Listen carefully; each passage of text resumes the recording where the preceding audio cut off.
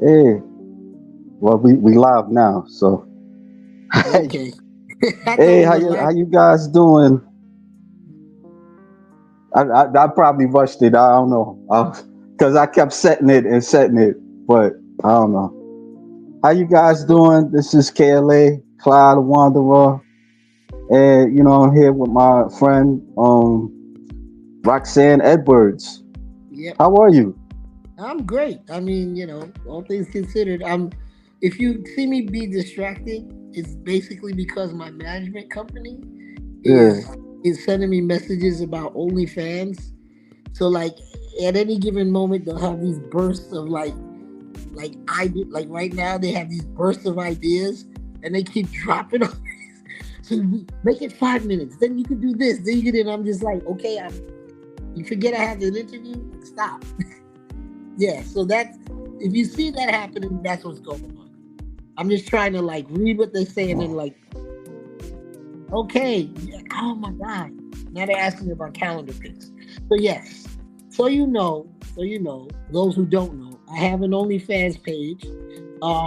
Usually it's up on my Instagram, it's up on my my Snapchat, Twitter. What else do I have? I guess Threads. Every couple hours or days, you'll see the link to yeah, that particular page. So if you want to get on the page and become a subscriber, by all means do so. It's uh, constant content, daily content. More often than not, it's me being an idiot in front of the camera. That's more what it is than anything else. Um, but I do have a calendar coming out, and I right. have a and they have heat. Check this one. I didn't even know this was a thing, but they have. Oh my god, they have heat activated mugs. So like when you heat the mug up, my image appears on the mug. So I'll Oh be yeah. selling.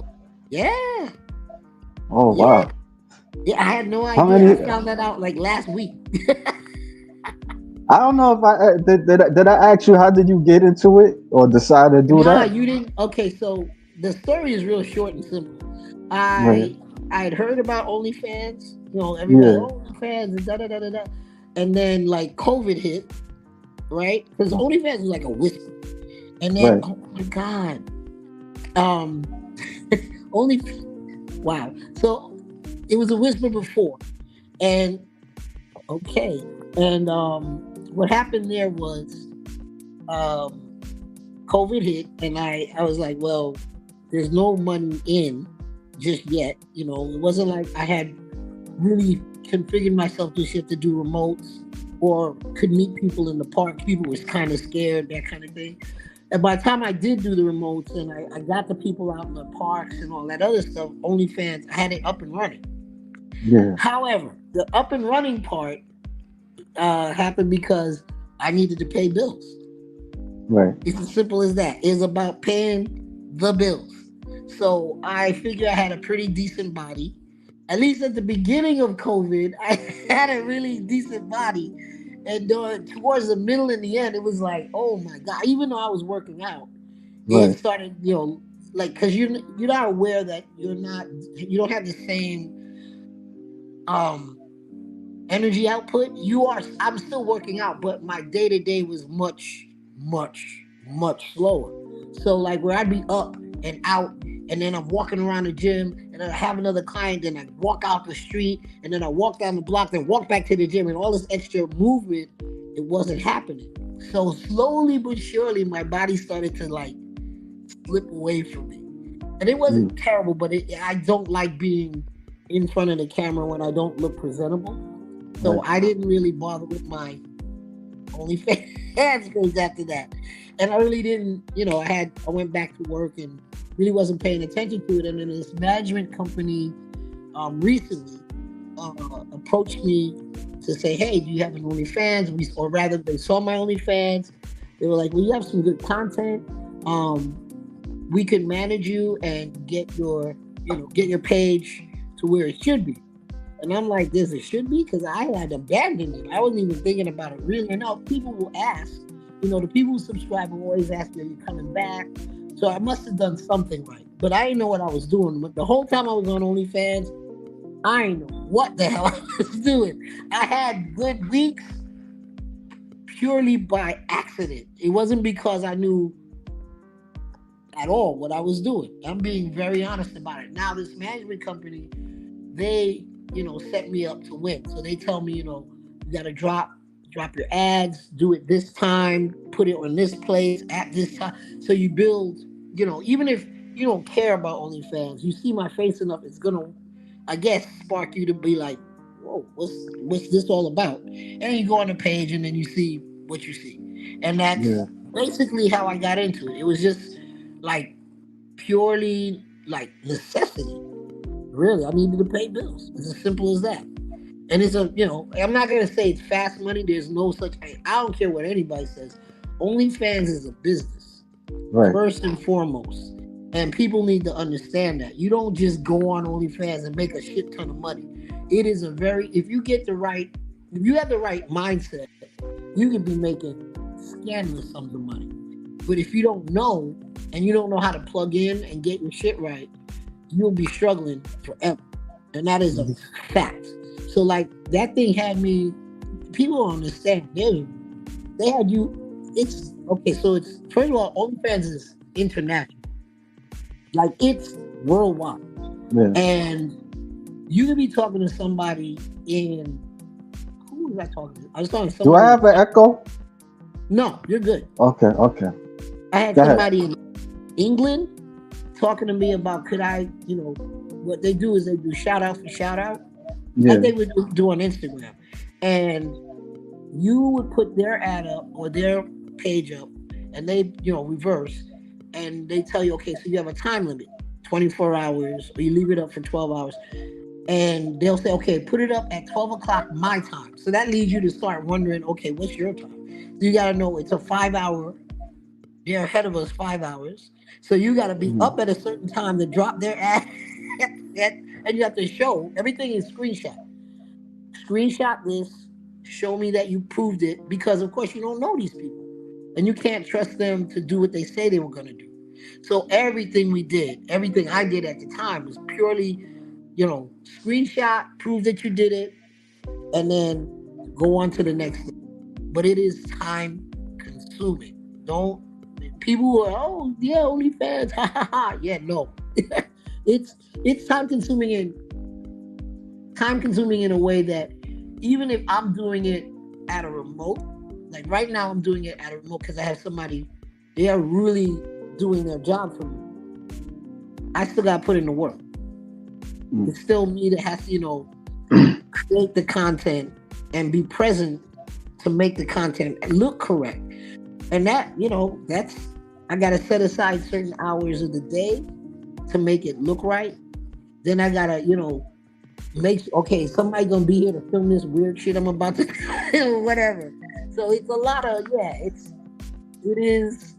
it could be like, if you I take it with like a grain of salt. I don't get caught up in the mysticism of it. Of course, I never got caught up in any mysticism about anything I've ever done. But what I find interesting is, like, if you approach it with a sense of joy, like laughter. So like if I laugh, you'll see some of the stuff, and like they'll ask me to send the content, and I'll edit it, and sometimes I'll send by accident like one of the outtakes, and I'll take it back. They're like, no, send that. That's a good outtake, because people see that it's real. It's happening in real time, and you're having a good time. So I approach it with like anything I do. If I can't have fun while I do it, I shouldn't be doing it. You know what I mean? So, if you guys come to my page and see it for what it is, you should have a good time, because I am in actuality an idiot. So I mean, there's a lot of female bodybuilders that do that's on OnlyFans. Yeah. The thing is, each person. Okay, so I've been approached by other female athletes and to do stuff with them or whatever. And while it seems interesting. Most of the time, I'm creeped the fuck out. So I'm like, nah, man, I'm not fucking with you. You want some other shit right now? I'm not messing with you. And then there's some that are legit. They're like, yo, could you put my I on your page? Sure, of course. But that person also isn't approaching me in a real creepy kind of way. Like, yeah, come, let's do this shoot. Do you like to have fun? What does that even mean? Why are you saying it like that? Why it can't be a shoot? Why does it gotta be some other? I don't want to do that. You're making it now. You're just making me turned off for the whole situation. Like, I just say you want to do a shoot, and period. That's the end of it. Why is that? You want to have some fun? No. If I'm good enough to be in front of the camera by myself. I don't need you. So I'm gonna keep it real funky. Some of them they do like videos, and oh yeah, of some course. they do like the sessions, like they wrestle each other, and Yeah, they do they everything. have them bondage and all that stuff. Yeah, Yeah. Which, okay, don't get me wrong. What we are all selling at the yeah, end of the day, of course, some of them are, I'm not sure they're selling that. I think that's who they really are. However, yeah, that's another story. My point is, we're selling a fantasy, right, basically. Even when you go to a bodybuilding show, what are you getting? You're getting a fantasy. You're not getting a technically real woman. What woman is that lean when you can damn near see her spleen and she got titties? Come on, man. It's just never gonna happen in reality because breasts are body fat, adipose tissue. So if you're gonna get lean, everybody knows. If anybody knows fitness, you get lean everywhere. It doesn't pick your body doesn't pick it. I shall leave her breasts alone and let her abs be really, really lean. It never works that way. So on stage, even then, we're selling a fantasy. This is an extension of that fantasy. So usually, in some cases, what you see them doing, it's not even them creating that. Like, they're creating the content for it, but they can't create that content if someone isn't specifically asking to see it. Let's not make it about just them doing it. yeah. There's That's true. somebody out there That's who true. wants to I want see to see that it. crazy shit. Yeah, it's Exactly. true. It's Exactly. true. And It's willing to true. pay for it. So I'm not Right, gonna sit here and bash somebody for making their money. You know what I'm saying? right, I'm not knocking the hustle. That's their hustle. That's how they get paid, and I agree with it. You know what I mean? I don't want to necessarily be thrashing around in a ring. I don't want to do all of that. However, if that's what you do and you're making your money that way because someone on the other side of the screen wants to see it, I'm not knocking your hustle. If right. anything, I'm gonna applaud it and be like, yo, you should do more of that. If that's if that's what's getting you paid, you should do more of it. There's nothing wrong with it. And also, by and large, I think a side note of this is when, remember back in the day, Diana Cadot had done like her porn shit. Diana Cadot. I'm sorry, I don't even know Who she who that is? is. Okay, Yeah. well, Diana Cadot was Let me like see. one of, look her up Diana. right now. Trust me, she was badass in her day. That Diana. chick she was something else. Anna. How you spell her last D name? D A D A Y. Day? Yeah, Diana D- Cadot. That's how she spells it. oh. Diana. Oh, yeah, I know who you talk. The bodybuilder. Oh, okay, yeah, yeah, Yeah, yeah, okay, yeah, yeah. I used to see that. I used to see her. Yeah, yeah, yeah. I know who you talking about. Yeah, yeah, yeah, yeah. yeah. So they had dinged her at one point for doing porn. And like her, even though she would be the best, like probably one of the best bodybuilders on the stage, they would give her these shitty placings because she paid her bills doing porn. Right. And I thought you're not paying her no money to, like, what people don't understand about being in competition, and that's even on the amateur level, especially now because everything's so expensive. The the organization doesn't pay these people to do it. It's technically a glorified hobby, right? Right. So the organization doesn't pay them to do any show. You're in the show because you choose to be there. That I agree with. However, you cannot knock how someone paid their way into a show. That's a name that you want on the stage. And however they made their money to get there, you should knock them for it. Nor should you be so full of your own bullshit that you you judge them lower than what they should get just because, oh, they did porn. So fucking what? Did you pay for them to get here? No. So why you beefing about how they got here? What matters is on the day did they look the way they were supposed to look? Why are you worried about how they got there? Why are you worried about how they paid their bills to get there? You're not paying them. You're not paying them anything. If anybody understood what bodybuilding was and how they got there, like Right. somebody's food bill. We're not even discussing. I'm not even going to talk about the gear. We're not even going to use gear as one of the things to talk about. Let's just talk about the food and what else? You got the food, tanning, training. What else they got to do? The travel, hotel, hair, makeup, all of that. In some cases, comes down to somebody's half a year's paycheck. Like if you're making $20,000 for the year, that's somebody's one show sometimes. And that's just the food. We're not really talking about other supplements. And when I say other stuff, I'm not even gonna talk about gear. I'm talking about truly like creatine and amino acids and protein shakes and all that other shit. All of that is expensive. And you're not talking about a regular human being who's using one scoop every 4 days. This is somebody who's probably taking 2 shakes a day plus meals. Not to mention all the money they have to pay for 6 ounces of chicken, how many bags of rice, how many bags, you know what I mean? Like this stuff adds up. So for the organization to turn around and point a finger at somebody for, oh, well, she did porn, but she did the porn because you don't pay her to be on the stage. So why are you upset about how she got there? You get what I'm saying? To me, OnlyFans is an extension of that. It's like, look, I remember, I'll give you a good example. Before there was OnlyFans, there was She Muscle, right? Right. I remember that.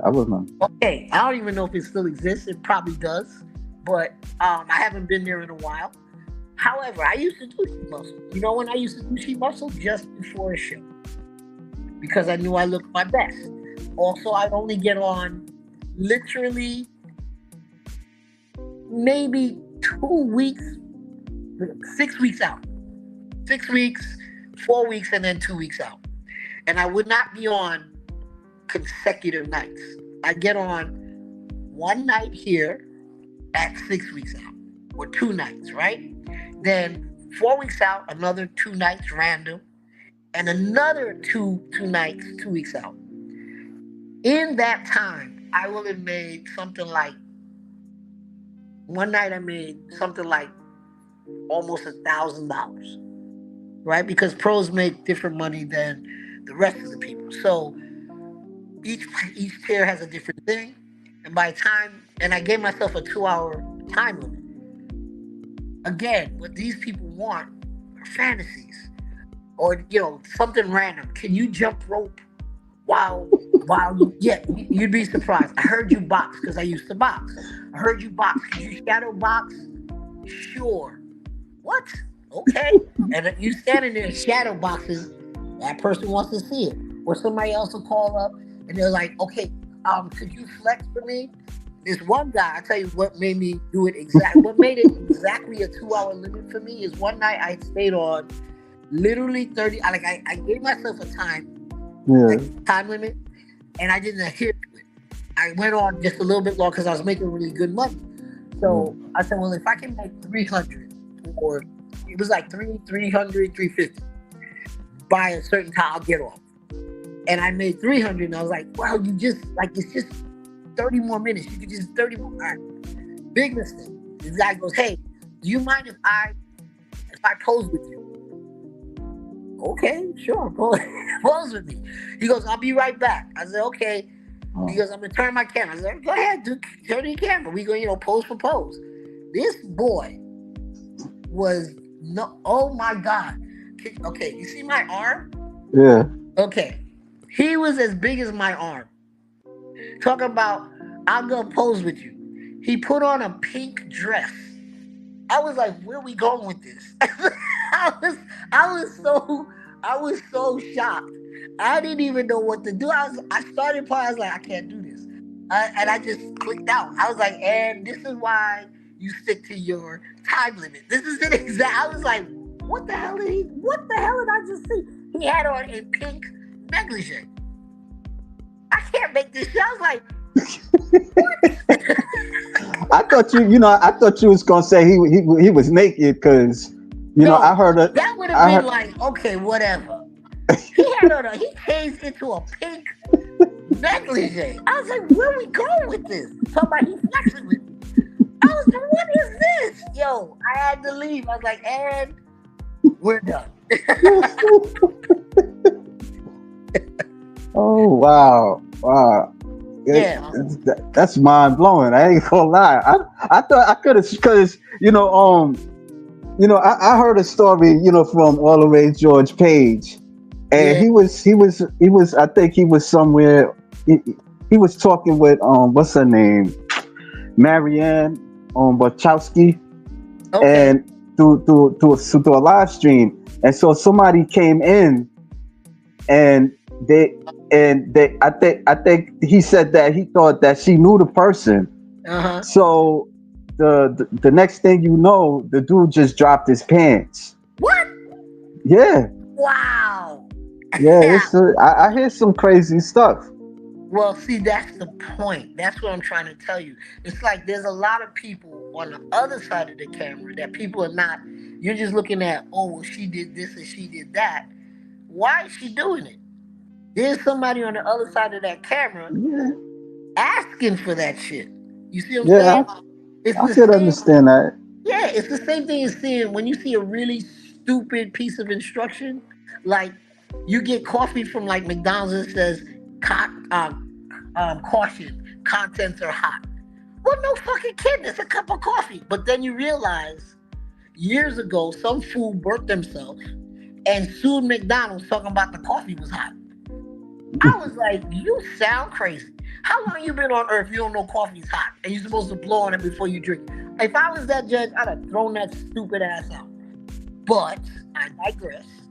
The point I'm trying to make is, when you see something weird, odd, strange, and you see a woman, a bodybuilding woman, actually doing it, I'm pretty sure she didn't wake up that morning saying, like, you know what I'm gonna do today? I'm gonna wrestle some chick, or I'm gonna bear hug this man. She wasn't thinking that. Somebody on the other side of that camera said, hey, if you do X, I'll pay you Z. And that's how it happens.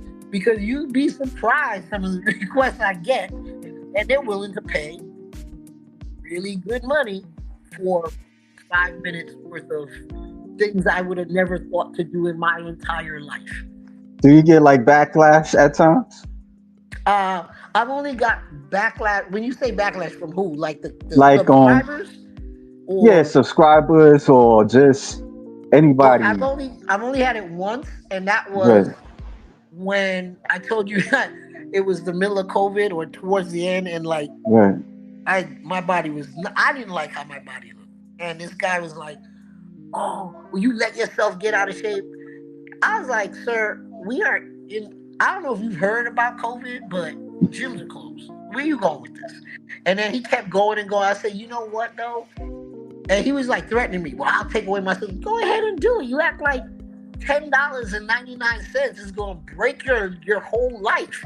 I was like, bro, you probably spend that much money on lunch. Why are you hitting me in the head about 11 fucking dollars? Shut the fuck up. So finally, it got down to, well, I'm gonna quit. Go ahead.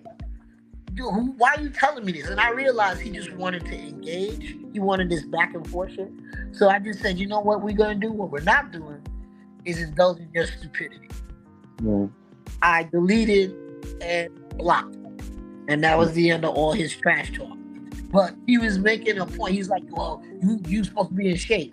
I was like, on my worst day, I'm probably in better shape than you are right now. What are you talking about? And when I say I was out of shape, I was out of shape for me. I'm pretty sure for everybody else, I was Yeah, probably COVID. in shape. Yeah, But I yeah. have a higher standard. And he was making a projection. And I'm like, I like his nerve. I can't see what you look like, but I'm almost certain you are not in shape, my friend. You have a right to point a finger at me telling me what I'm not. So I just deaded it. So yeah, that was the only one in all the time I've actually been on it. Oh, and recently somebody they asked me for a video or pictures, and I sent them the pictures. The video. It was a video of the pictures. I thought it was well done. They made a production. You sent me these garbage shots. Da da da da da. So I took the time and sent each picture individually. Then the next comment was, oh, that's better. So what you wanted was them to be sent individually. Then you should have fucking said that. Why are you making it about these garbage shots when all you wanted was the shots to be? So then say that. Don't you making a production about nothing. So that's like the nonsense you get. Yeah. Fortunately for me, management handled that. That's why they're there. So they relayed the message to me, and when I spoke to them, we laughed about it because they saw it the way I saw it. They were like, "Yeah, all you had to do was say I wanted them separately. I don't know why you did all that." Exactly. I didn't realize that you had a management under that, like through the OnlyFans, because I just see it and I'm like, I'm subscribed to some bodybuilders on Yeah, it, but yeah, then after a while it was like I don't know, it seemed kind of like corny a little bit because they would yeah, just do the same thing, kind of expose certain things, and I'm yeah. like, Well, you yeah. know, What am I paying for? The thing is, yeah, everybody does OnlyFans their own way. So right, like, because I have this is my thoughts about OnlyFans or anything dealing with, as far as I'm a woman and a guy, I'd rather have a guy's opinion about what guys like. Because I'm looking at it from a girl's perspective, and there's pictures that I've taken that I thought were trash. Management sees it, oh, that's a great picture. I'm like, all right, okay, I would have never picked it. But you know what? They're looking at it from what a guy would like. right, See what I mean? I don't have how guys think. I'm not gonna tell you I know what they think. I don't. So what I might think is trash, y'all think is great. Meanwhile, these women who you are subscribed to are doing probably the same thing over and over again because they can't think of any other way to get people, and they know what worked. You get what I'm saying? right, So like, oh, flexing works. Oh, this works. Oh, that works. Or I have people who are telling me specifically what works. So my I could have the same video 10 times right, and 10 people will get the same video, but no 10 will see it the same exact way right, because of how they've edited or put it out or told me, okay, this time do this instead of that. right, So I am lucky and fortunate that I have a guide guiding what other people get to see. So I'm not, even if it's repetitive, it's not repetitive in the exact same way. So one day it might be like I'm flexing, which who hasn't seen somebody flexing before? You know what I mean? And another day it'll be flexing in lingerie.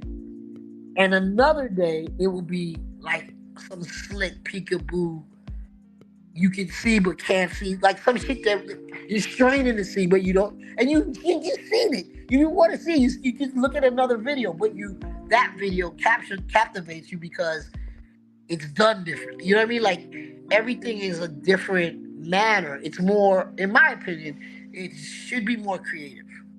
Like right, I just think people get caught up being, very straightforward, and I think being straightforward, it works sometimes, but in the end, how many times you're gonna see a vagina right, before it gets to be like, I just saw that vagina. Like you want to see it, maybe do something else. Not like yeah, I'm not saying go on a top hat and sing a song, but right, you want it to be seen a different way, something to entice you. So that's where I think, in my case, management comes in handy. Aside from dealing with what actually people want, they talk to me and guide me into like do this kind of thing. And then when I do it, they're like, okay, next time they'll add in. Next time add this part in. And every time I do it, it gets broader. So you're getting the same video, but they're now, oh, she should have did this next time. Or she should have did that.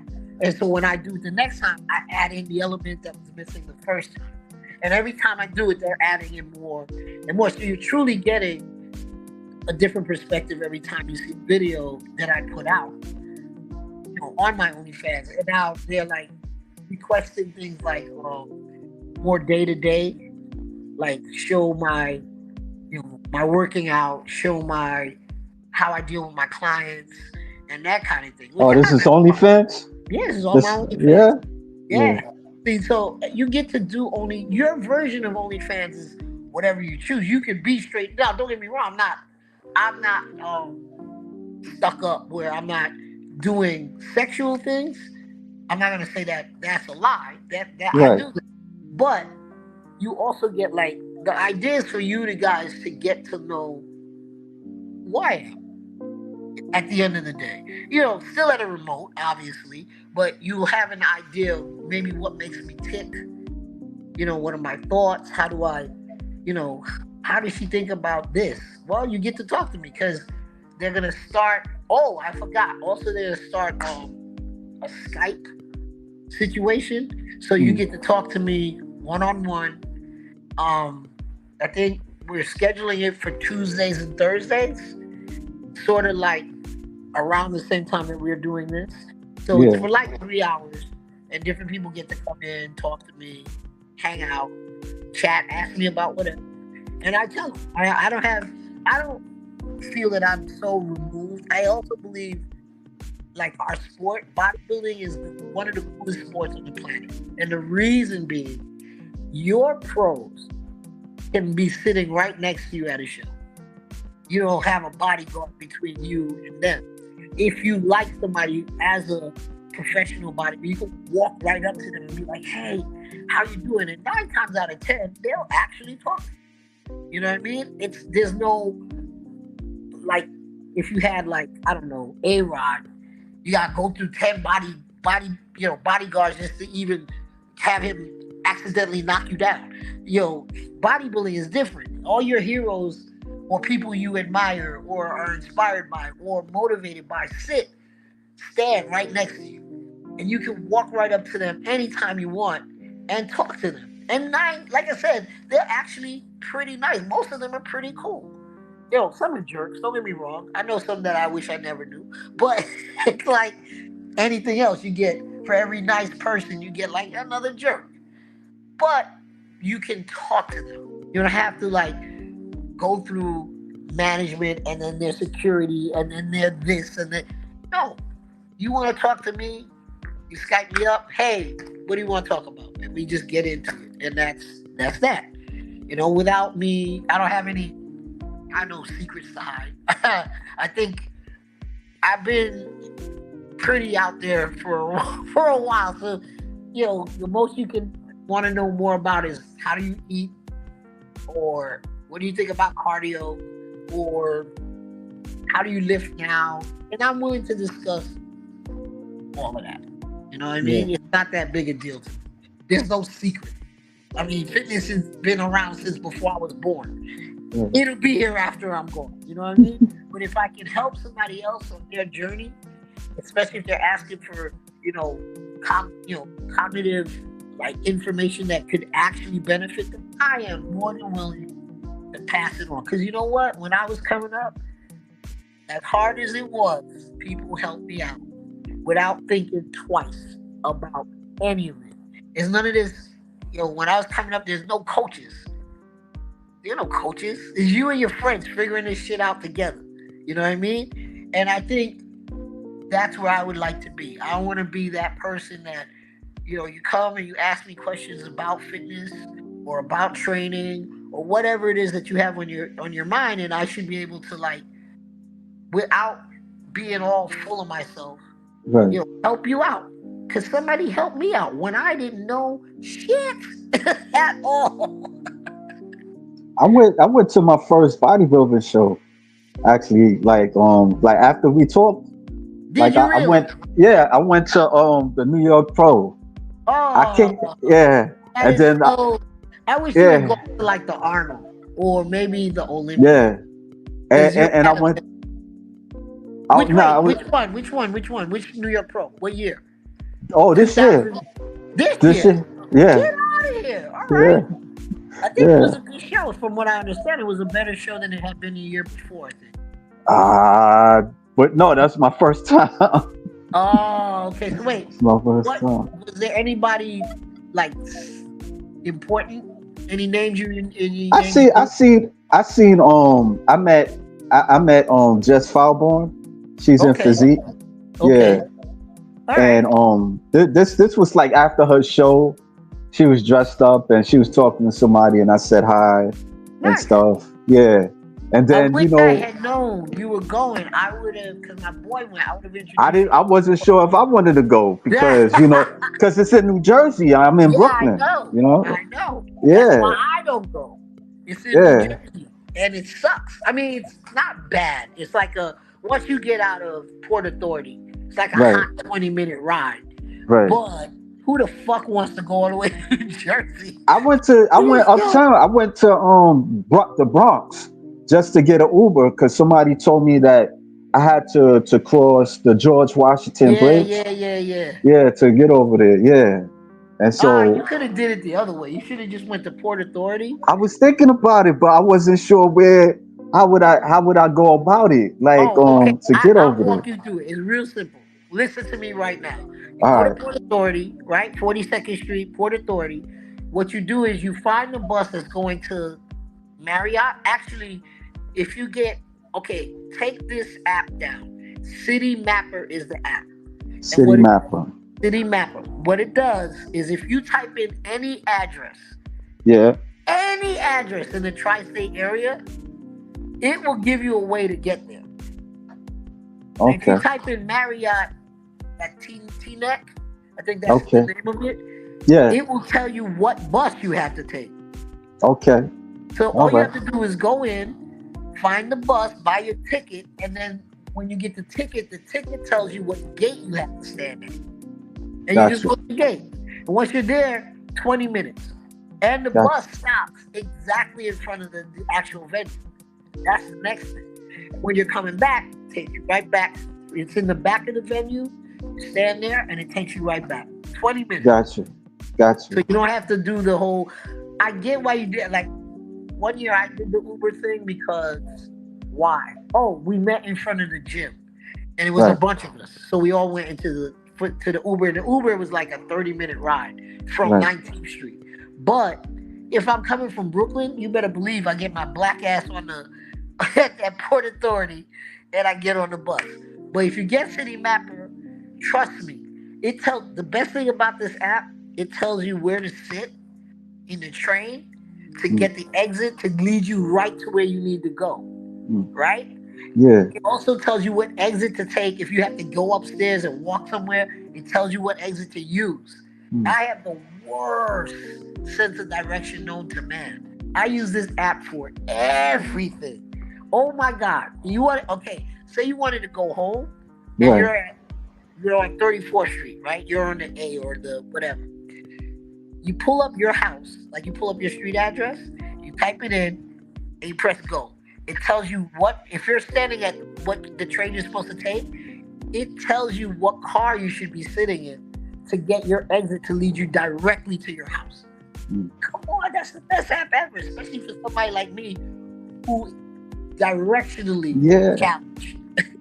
I'm gonna try that. I'm gonna try that. I also went to the OCB and I got pictures too. Why?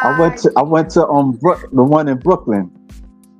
This is like with the women's physique and You? Oh, girl. yeah, That was yeah. harsh. This was this is in August. Where did they have Uh, the show? they had it in Brooklyn in Long Island University. Get out of here! No Yeah, way. yeah. Oh, I wish I had. Well, no, I don't like going to. But Yeah, it was small. When I went yeah. over there, it's like a small auditorium. It was kind of I'm not gonna lie, it was driving me a little nuts because like it was like the people just kept passing while you sitting, and it's like Yeah, yeah, it was a little annoying. yeah, yeah. I will tell you why I wouldn't go to a natural show. Well, Right. mind you, I started off in the Natural Federation. Oh yeah. Um, yeah, of course. Um, because the natural shows, especially one in particular, goes on. I mean, NPC shows are notorious; they go on forever. Right. But these shows, the natural shows, go on forever, not because of the same reason the NPC shows go on forever. They're usually sort of poorly organized. Like they're organized and I could see disorganized that. at the same I time. could see that. Yeah. So they they have they have too many categories on one day. Yeah. That's the NPC's problem. Now, Yeah. in the natural problem, their problem is they want you to show everything. So show Mm, your left hamstring, show your right hamstring, show your left mm. calf, show your right calf. You're like Jesus, just let him pose one thing and get out of here. So You're you're right. there watching them pick apart. I get it. They have to do the whole thing, but Jesus Christ. If you've ever been to an NPC, you realize how fast the poses are. Because Okay. they're asking you to show your best side, right? In the natural show, they want you to prove that your entire body has been worked on, which I agree with. It's legit. Right. However, it's also long. Yeah, it seemed like it because even when they do like an intermission, they'll tell you they'll tell you it'll take 10 minutes, then Uh it'll be huh. taking like 20 minutes. Yeah, I know. It's crazy. My last natural show that I went to, my boy was in it. What was he doing? Was it was it the fuck was it Muscle Mania or something like that? And I remember I had a brand new puppy with me, right? And it was November, and I went to see him because I said I'm gonna come and support. So I did my whole day, and I got to the show, and I'm waiting for him to come out, and it was like I was there for 2 3 hours, and he hadn't shown up yet. So finally, Mm. I texted him like, "Bro, I gotta go home, man. It's like 11 o'clock at night, and you haven't even stepped foot on stage yet." I was like, "I'm out of here. I'll find out how you did tomorrow." And Mm. I felt bad because I got my baby with me, my little puppy. I can't have him out in the street all the Right. But that was the last natural show I had ever attended. It went Yeah. on forever. I was like, I gotta get out of here. Cause Yeah. it wasn't even that many categories at the time. It was Right. just figure. I think they started women's physique. And they had I don't know if they had men's physique. They might have had men's physique. Bodybuilding, female bodybuilding. I think they only had five. They didn't even have fitness or bikini or none of No. that yet. Oh, this is long years ago, right? Yeah. And they, Oh. oh my God. It was like, kill me already. Because they Yeah. just dragged everything out. I was like, I got to get out of here. And then I was overheated. I was starting to feel dehydrated. I was like, I got to go. I got to go. Yeah. And I'm looking at my dog and I'm like, he's a baby. He shouldn't be out here at 11 o'clock at night, freezing to death. Yeah, so yeah, you'll never see me at another natural show, really. So I have a opposing client right now. Right. She's doing a natural show for the NPC, Okay. but so one is in Kentucky and the other one is in Virginia. So Yeah. I was like, well, I'm not doing Kentucky. That's never gonna happen. I told her I may come to Virginia because it's Virginia. It's like a train ride.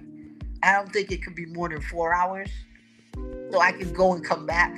You know what I mean? And see if I can stomach the natural show. But it's an NPC natural show, so let's be clear. Once you say NPC, the idea that it's gonna be drug free Right. is negligible. So they say they test, right? And there's a whole bunch of banned substances that they have. Um, okay, so let me explain how this works. One, Team U used to be natural. I'm pretty sure it was when I did it. And they had banned substances then. And they said they tested for it. However, there is no such thing, in my opinion, as a natural show. Meaning, they allow you to have used drugs. So you can be using, and if you know the half-life, right, of any drug, you can come off at the half-life and test positive for the show. So you already got what you needed to get, and now you're calling yourself drug-free. Right. You know what I mean? Yeah. Does that really mean? Are you really? You're natural-ish. You're not natural. You're natural because you're just not using right now. Right. That's more to the point. So while I know this lady to be really natural, I let her know. I said, you do realize there's levels. Just because they say it's natural doesn't mean that these people will be natural. So be prepared.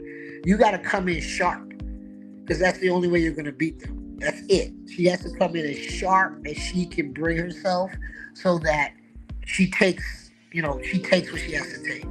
But natural in the NPC, yikes. No, okay. Good to know. Yeah, there's no even okay. So even when I did natural shows, so I did when I was in the NPC, I flipped and went to I did Muscle Mania. When they brought it to New York, right? It was the first year they brought it to New York, and I will say the competitors, and at the time I was natural, hadn't touched it. But I will say this: you are a product of your environment, because I've been training with people who were on gear, right, for so long, and doing the same stuff that they were doing for so long, and not thinking I shouldn't be able to do it, that when you stood me next to them, you saw clearly I was natural. But when you stood me next to a natural person, just like I was natural, I looked like I was on drugs, because the people I'm chasing made me work so much harder that my body and my mind took on this attitude of, this is what you do. You just look like you took drugs.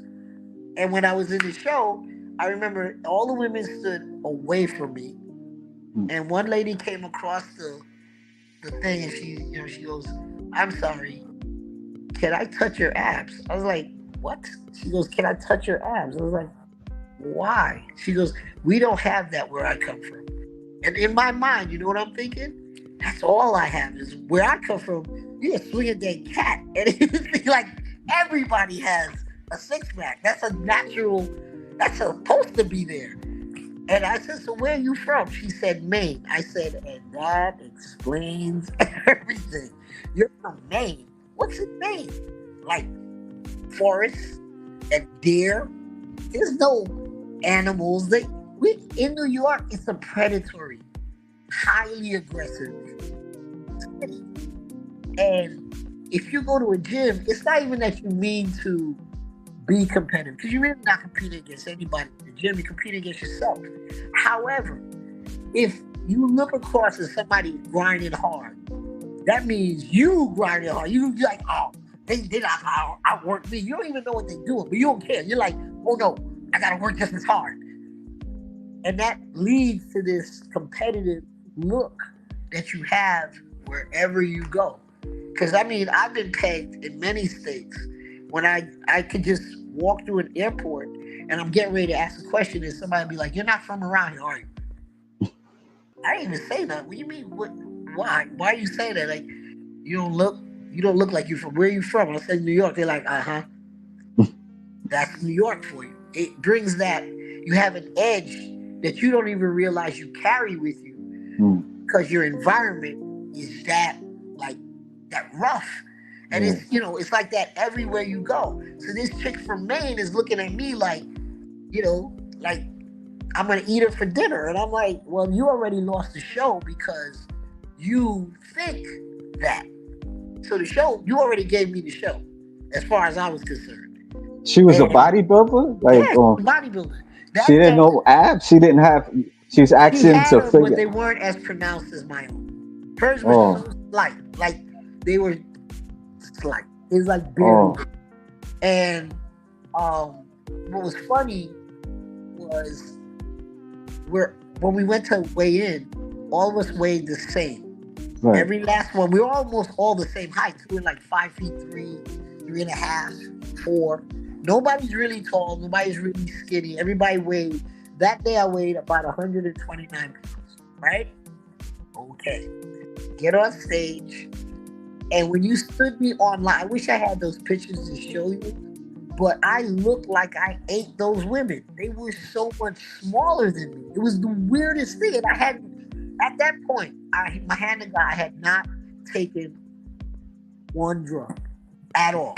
But all I had was sheer determination and an entire gym of lunatics whose job it was, if you came in the gym and you said this workout was what you did, they would go out of their way to make the workout harder. Just so they can say, I did a harder workout than you. What the fuck is wrong with y'all? It's already, what is wrong? Like, literally, the one-upmanship was every day. So I came on stage with that look, and literally, it was crazy. It had to be the wildest thing. We weighed in, and I just remember looking at everybody thinking, why do y'all look so tiny? And it wasn't that I'm so big. Trust me, I'm not big at all. But comparatively, they made me look huge. It was weird. Then the next thing to show you, to prove the attitude, we're on stage, and in this show, what they would do is to introduce you to the audience. They would call your number, and then you come up front and you strike a pose, right? So I didn't know this at the time because I was backstage talking to somebody else. And so when I came on stage, I see all the women standing in the back of the audience, in the back of the stage, and I see all the guys in front. So I'm like, what's going on? And they're like, oh, they whisper you. They introduce you by your number, and then you strike a pose. So I'm looking at them like, why y'all at the back of the stage? They're like, oh, because I'm in this show too, man. Fuck this. And you see me moving through, and I come to the front of the stage, and the audience goes crazy because, of course, they didn't even know women were in the show because the guys were hogging the spotlight. So I'm like, man, get out the way. I'm in this show too. And then when they call my number, this is before they even called my number. So they didn't even know girls were in this show because they were hanging out in the back. So when I come to the front, they start going crazy. Then when they call my number, I just ab shot. I'm just like ab shot. And I'm going crazy there. The audience is losing it. And I look at the women like, y'all better get up here and stop acting like y'all not in the show. Difference in states. That's the difference right there. New York has claimed their territory, and the rest of them just kind of like, well, we're sort of here. You better not be sort of here in a bodybuilding show. You either here or you not here, but you gonna lose the show if you sort of here. You know what I mean? So that is that's the main difference, I think, of your environment shaping you. Because if you had I can only imagine what goes on in Maine. I'm still trying to figure that out. She was literally shocked. She's like, we don't have that here. I'm like, where's here? She said, Maine.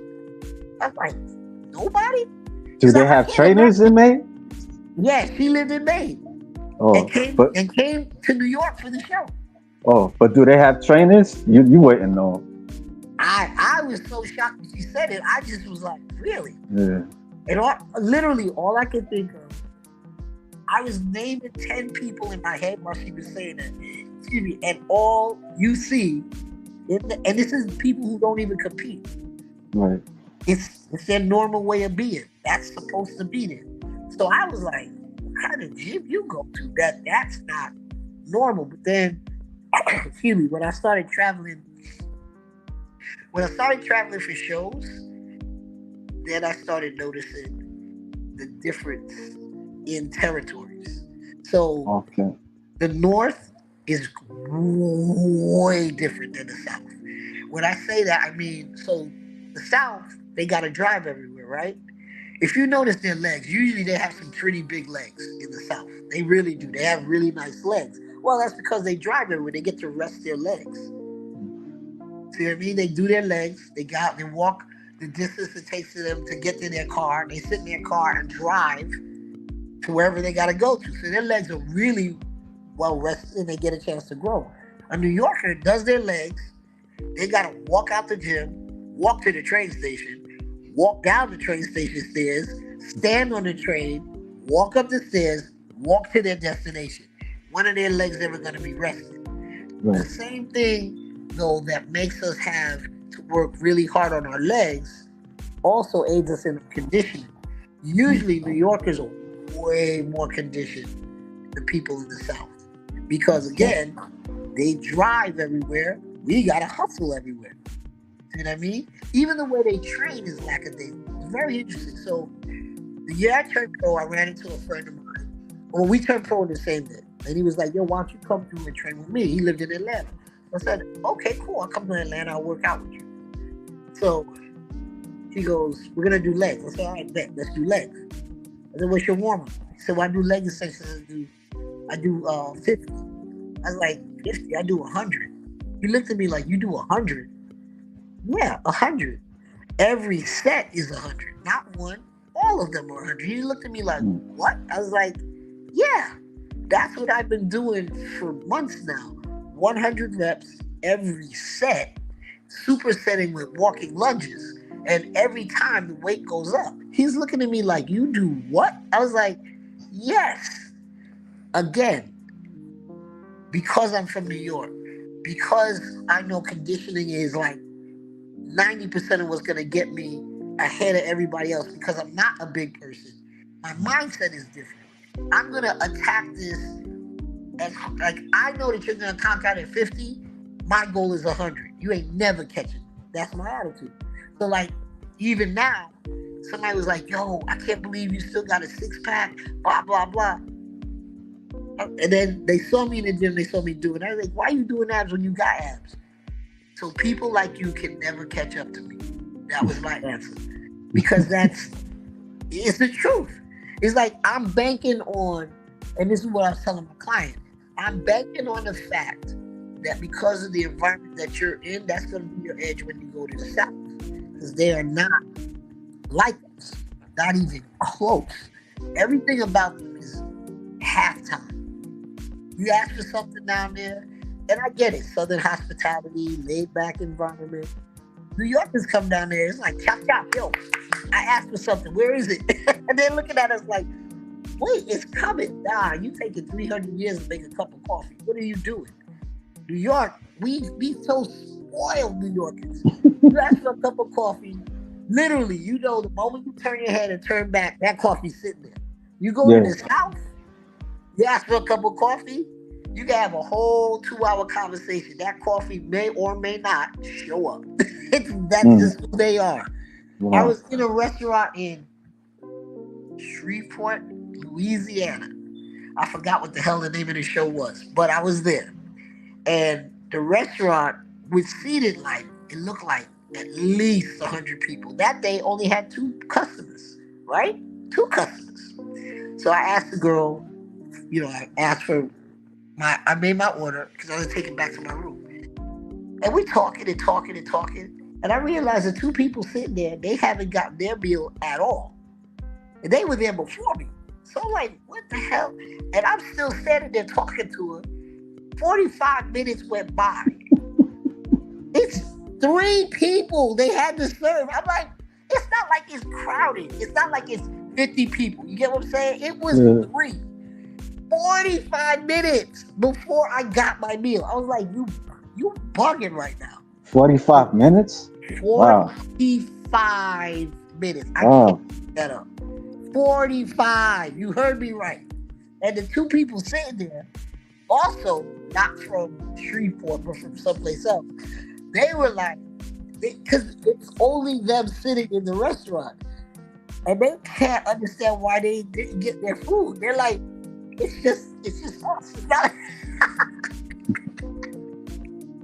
That's the South. You know, they're on a different level than the rest of us. And I can understand that if you're there to like be on vacation, I guess that's cool. because you're supposed to be there to chill. But if you try to do a show and somebody take it forever to get you your food, you gonna lose your whole mind. You like, yo, where's yeah? And the girl was so nice. I couldn't yell at her because she was super sweet. Southern hospitality, because they know they wrong for that slow shit. That's why they so nice to you. But like how many like clients do you do you have that compete? Oh, now not so many. Now not. Not I so try many. to be honest. After Zenobia, that was like my last competition client. Mainly for this reason. This is light skinned girl. I see where she got dreads or something like that. With me? No, it's light skinned girl. Cause I was browsing through your thing. Let me see. She caught my interest and stuff. Hold All on, let right. me show you. I'm gonna show See you. who it is. Yeah, I'm gonna show you real.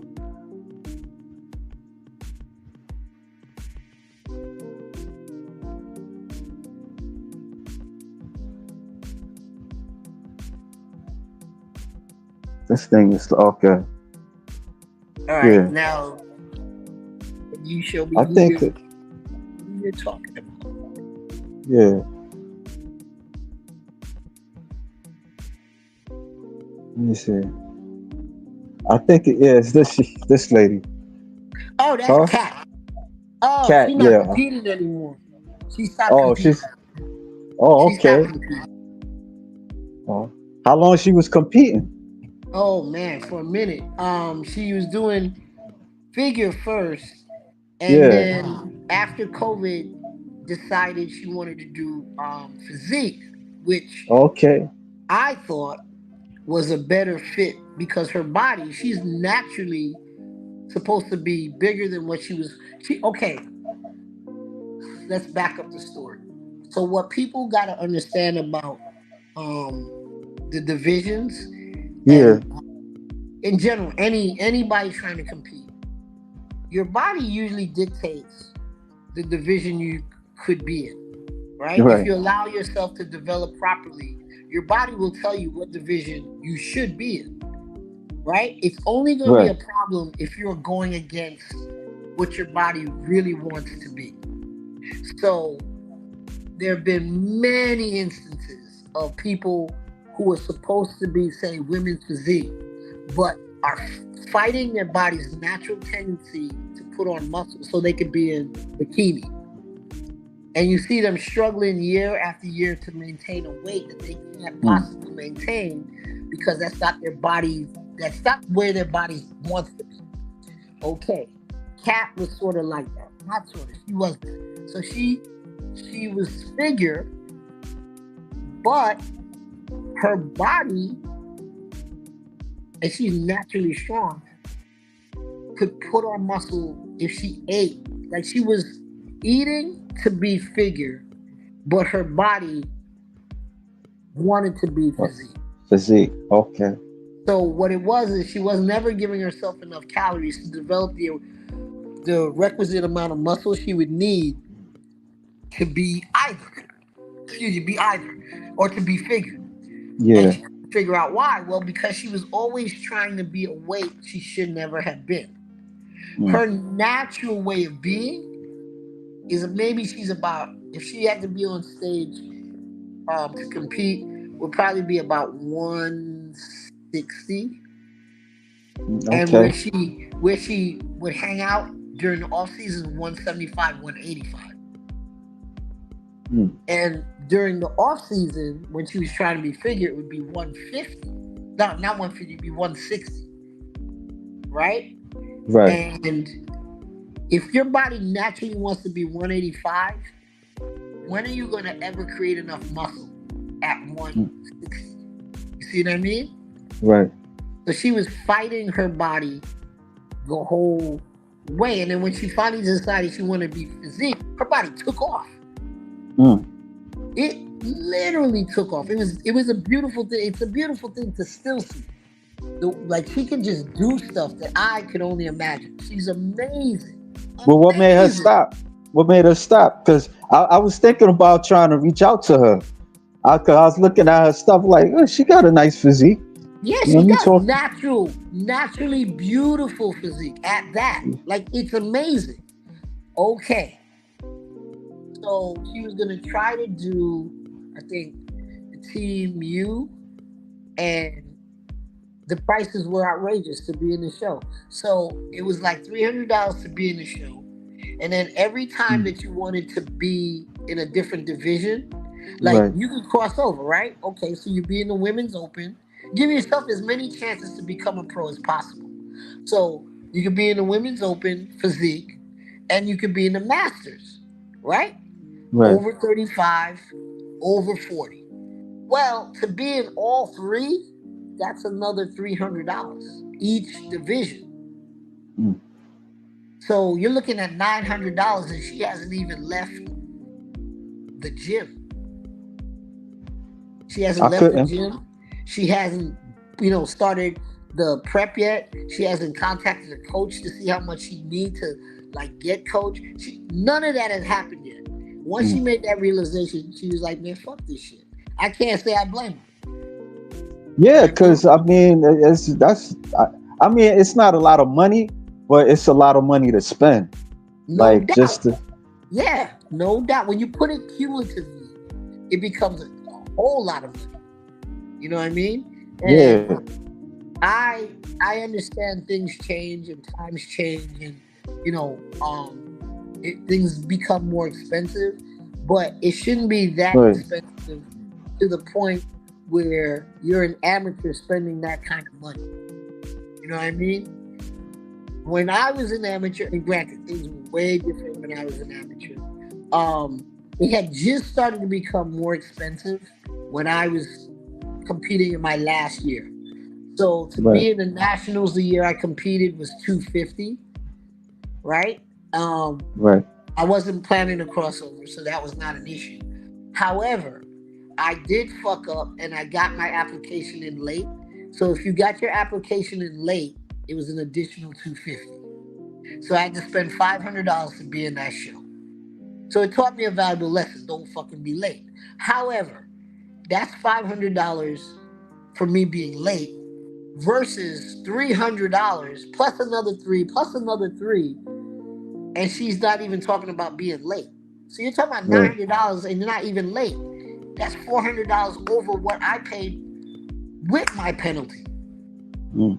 You see what I'm saying? So that's not cool, man. And I don't think it's really fair to treat the amateurs the way they get treated. Honestly, you know what I mean? Yeah, Like, right now, it's like watching it's like watching a puppy mill. You know, so they put them out there. They did a show. They turn pro tomorrow. Then when they get on stage with real pros, seasoned pros, they look stupid. They don't know how to pose. They don't have a stage presence. The things that they made us earn when we were coming up back in the day, they don't even give them a chance to, like, develop. Like, I went and did the Omaha Pro, and I had to take one of my clients who was competing at the time to his first national show. He was doing the junior nationals in Chicago. So I went out there with him. Okay. Linda Wood Hoyt sees me, and she'd seen me my whole career. Whole career. So she sees me and she goes, let me see that body. So she's looking at me, she goes, "Yo, what show you just did?" I said, "I did the Omaha Pro." She goes, "What place did you take?" I said, "I took fourth." She goes, "That looks like first call out. That looks like a first call out physique." I felt proud of myself because Linda Wood Hoyt saw me in practically 90% of my amateur shows. mm, And later on saw me do national shows. She was one of the judges at least 2 or 3 of my national shows. So while she didn't see me as a pro to judge me as a pro, she is judging, or she's looking at this physique as a pro but remembering what I was as an amateur. You know what I mean? And that length of time, these kids don't get a chance to have. You know what I mean? I remember hating the fact that it would be the same fucking judges. I remember hating that. So the first year I did a national show, I flew out to Las Vegas to do what the fuck did I USA's, right? So I went out there to do USA's thinking I don't have to worry about the New York judges. I'm gonna see different people, different judges will see me, blah blah blah. I get out there, who am I seeing? Lindenwood Hoyt, Steve, Steve Weinberger. It's the same people. I was so mad. I flew out there to escape them, only to be seen by them. But that goes to show you, it's the same. You're getting like they're watching you develop. They're watching you become this other human being, and you had time to do it. I don't even know how many amateur shows before I became a pro. These kids do 1-2 shows and think that's something. I'm like, you don't know your ass from your elbow yet. You don't know shit. You talking about, I can do your prep. You don't even know what a real prep is. You did a singular, one show. You don't even realize that your body doesn't even do the same thing in the next show. Nor will it do the same thing in the show after that. You're lucky if by the time you end your career, you have at least a 70% idea or understanding how your body's going to respond at certain points during, like, if you give yourself a modified prep, or if you give yourself a prep for, in my case, photo shoots. I already know how much cardio I got to give myself to sharpen up. But how did I know that? You know how many times I fucked up? I fucked up, but I had chances to fuck up. You know what I mean? It took time to learn it. They do it in a show, turn pro. What did you learn? What did you actually learn? And then you see them on stage next to the seasoned pros, and then some of them complain, I can't believe I didn't place. You didn't place because you look like garbage. You didn't place because you don't have the presentation that person had. You didn't place because first you're thinking you should somehow be better than the people who were there 6 years before you got there. How do you think that's going to actually happen? You see what I'm saying? Like they get so used to, I did a show and I won. They don't understand what it is to fail. You know what I mean? When I was coming up, that's all you did was fail. You were lucky if you got on stage and didn't know who the winner was before you got there. And you had to go through. So you had to go through trials and errors.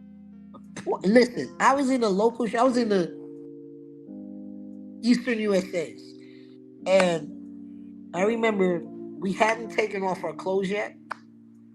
We hadn't checked in. We hadn't done anything. We hadn't had the athletes meeting, and one of the expediters was like, yeah, they were talking to somebody else, but I overheard them. They're like, well, you shouldn't worry with that, because see that girl up there, she's going to win the show. How the fuck are you saying? We didn't even get... I was like, you got to be fucking kidding me. But that's also why I never... You mean they plan the winner, who the winner is? They tell you who the winner is? Yeah. Wow. That's on the amateur level. And I can give you more than one instance where I was in the pro show and I knew who the top 5 was before the show started. You get what I'm saying? Yeah. So if you know that kind of stuff can happen, you don't put your stock in trade. At least I do. I didn't put my stock in trade in, you're there to win. And I would like to have told you that most of the time it was, fair. Right. More often than not, it's probably not fair. It's a friend, it's a favor, it's a this, it's that, whatever. That shouldn't stop you from doing your best. But I've had more chances where it didn't work out. This is what I'm trying to get at. So that my ability to cope with not winning was better, or is better, than the people who I see coming up now. Because they won, X amount of they won a show, or they won 2 shows back to back, and then they turned pro. Now they think every show they're in, they're supposed to win, and it doesn't work that way. And what kills me is when I see one of them on Instagram giving a rant This one girl, she was a pro for 6 months. I was like, you gotta be kidding me. She was a pro for 6 months and did her, I think it was her second pro show. Her actual rant, at some point she said, well, who do I have to sleep with because I look good and this and this and this? And she's just going on and on and on. And I'm thinking, well, that's totally disrespectful to every woman on that stage who probably did and did better than you because one, you're not taking into account you have been a pro for 6 whole months. Some of those women been a pro for 7 whole years. You get what I'm saying? There's going to be a different look to those women, a different carriage to those women. You just got there and you think you're supposed to jump over all those women? You gotta be kidding me. That's highly disrespectful. Also, the hubris of the person. So your hard work is somehow way more commanding than the hard work of 25 other women. How do you sound? And then she's like, I should just stop competing. And I'm thinking, maybe you should. The sport would do better without you. And I almost got ready to go for her, right? Yeah, I was like, nah, it's not necessary. Just let her be. She'll figure it out. But it wasn't my place to because I really was gonna rip her a new asshole. I was like, that's really disrespectful. However, like I said, that's the problem with handing somebody something, or they, what's the word? The entitlement. A lot of them are entitled, and that entitlement is what's spoiling to me sport. You know what I mean? Nobody takes hard knocks anymore. They don't take them. It's like all you did was take hard knocks. All you did. I think the last time we spoke, I told you the story of Annie Revecchio.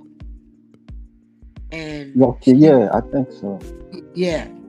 And she did the nationals 19 times and came second 19 times.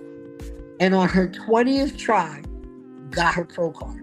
Never competed as a pro. But can you imagine and she's a favorite.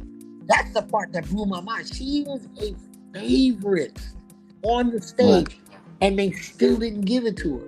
It took her 20th try to get that pro card, and she got it. If that doesn't show character, I can't tell you what is. Now, if you had one of these kids today doing what she did, they'd have quit a long time ago. Of course. They'd have quit a long time ago. But that's my point. They watered down the sport. When you say 20 tries, like how many? You saying like 20? Okay, so the national comes around once a year. That means for 20 years, this woman had done the nationals and got it on her 20th year.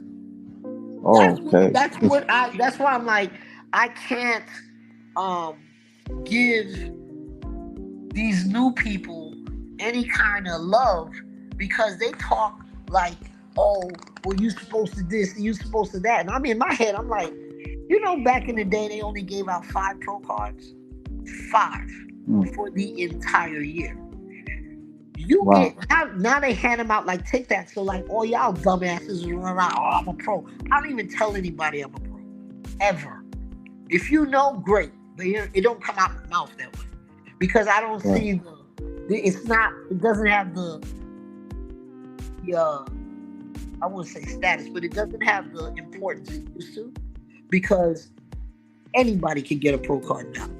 Whereas before, when you said you got a pro card, everybody knew what it took for you to get that pro card. You know what I mean? It was 5 pro cards an entire year. When you say that in regards to what they do now, in one show, you get something like 35 cards handed out. That's crazy to me. And then you wonder why, when you look at like some of the some of the local shows, the quality isn't there. The quality isn't there. So when you see somebody turn pro and you're like, how did you become a pro? Who is your competition? Because you look like trash, but they're running around puffing their chest out. What you're not being told is either they were the only person in their class, or on that day where you're looking at them thinking you look like trash, the people that they beat were way worse than they were. You get what I'm saying? Yeah, So I got you. the quality is trash, and you taking the best of the worst tomato cans and passing that person off as a pro, and then want to say how, oh, we got pros. You got people who have no idea what it means to be a pro, like none. And I know a lot of people who never turn pro who have every quality of what it takes to be a pro. Their way of being, the way of expressing, fitness or exercise or whatever is it's empowering, which is what I think it should be if you're a pro. You know what I mean? I'm not saying I'm perfect, because I'm certainly not. But if you talk to me, even just in the locker room, I'm always trying to make somebody else feel good about even their smallest accomplishments. Because if you don't get, it's people think it's so easy to come into a gym and have a shitty workout and feel like, oh, why did I even come here? And know you got to come back tomorrow and try it again. And some of these people are brand new to fitness. They just starting this. They're 6 months in, and you can see the excitement, but they had a bad day. Not every day is gonna be a good day. But if you have somebody who was doing it for 29 years talking to you about it and making you feel good about it and making you laugh about whatever it was that you felt bad about, you'll be more apt to come back in the gym tomorrow. You know what I mean? And sometimes it isn't until maybe a week later that same person will come back to me like, I didn't know you were a pro. Oh my God, that was so nice of you to talk to me like that. And I'm thinking, my pro status doesn't have anything to do with talking to you. It's one fellow human being to another. Right. You know what I mean? I was once you. It wasn't like I got here, I was pro, I was looking at my body. It was never like that. Especially not me, because I was shaped like a wire hanger. Like, I mean, or a pipe cleaner. It's not like I came in the world crazy muscular. I came in the world very sinewy. Like, I was always athletic looking. But to have the muscle that I have today, that's, to me, that sometimes my mind is even blown. But I know what got me here is the help of a lot of other people who didn't have to help me when they were clearly doing other things on their own for themselves, and tenacity and determination and just wanting to see if I could do it. You know what I mean? Just wanting to see if I could keep my word to myself about being the thing I said I was, which is sometimes the most important thing and the only thing that should carry you into the gym anyway. Your word to yourself. You know what I mean? That's all you got. That's all you have in the world is your word.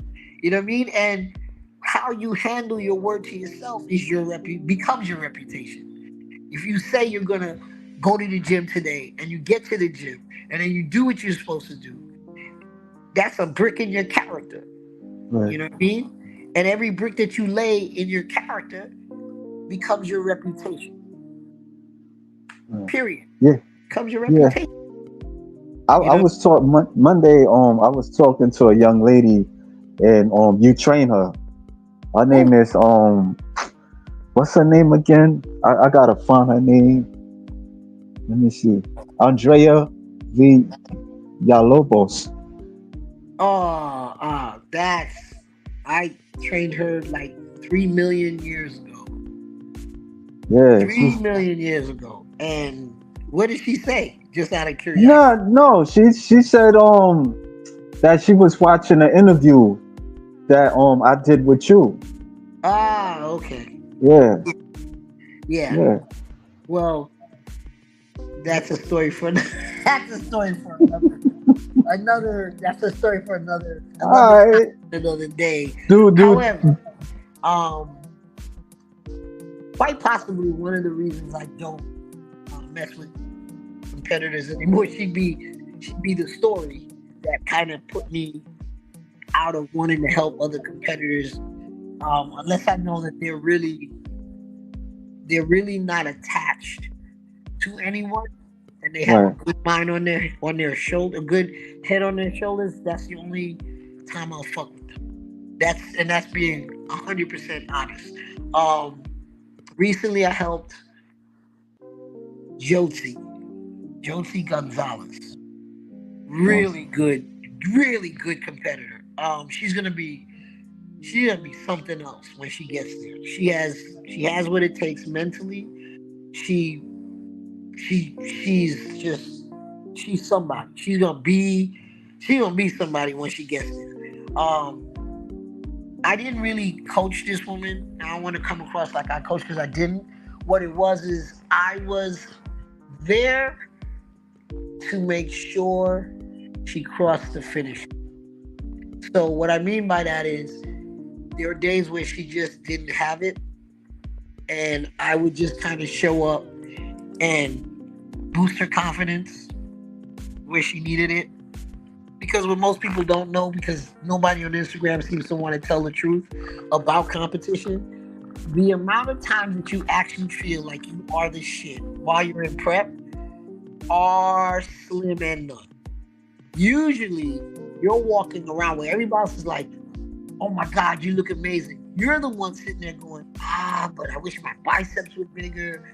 Oh, I got this back fat that I can't get. You're tearing yourself down something terrible. You could, I remember people would look at me like, "Oh my God, you look amazing." And you know what I'm thinking? I am holding body fat. Mm. And that's the honest to God. You know, I am a little person. How much body fat could I really have been holding?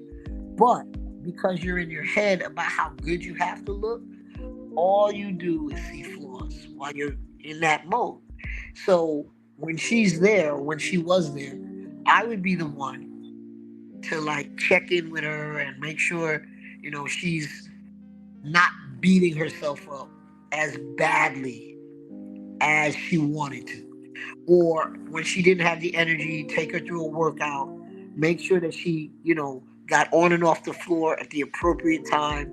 Because, if your diet is changed and they have you at low carbs, your deficit is enough that if you stay too long, you start burning muscle, right? So usually when you have a very low carb day, and depending on how many low carb days they've given you in succession, you Right. should really only be on the floor about 30 minutes, Mm. no more, no less.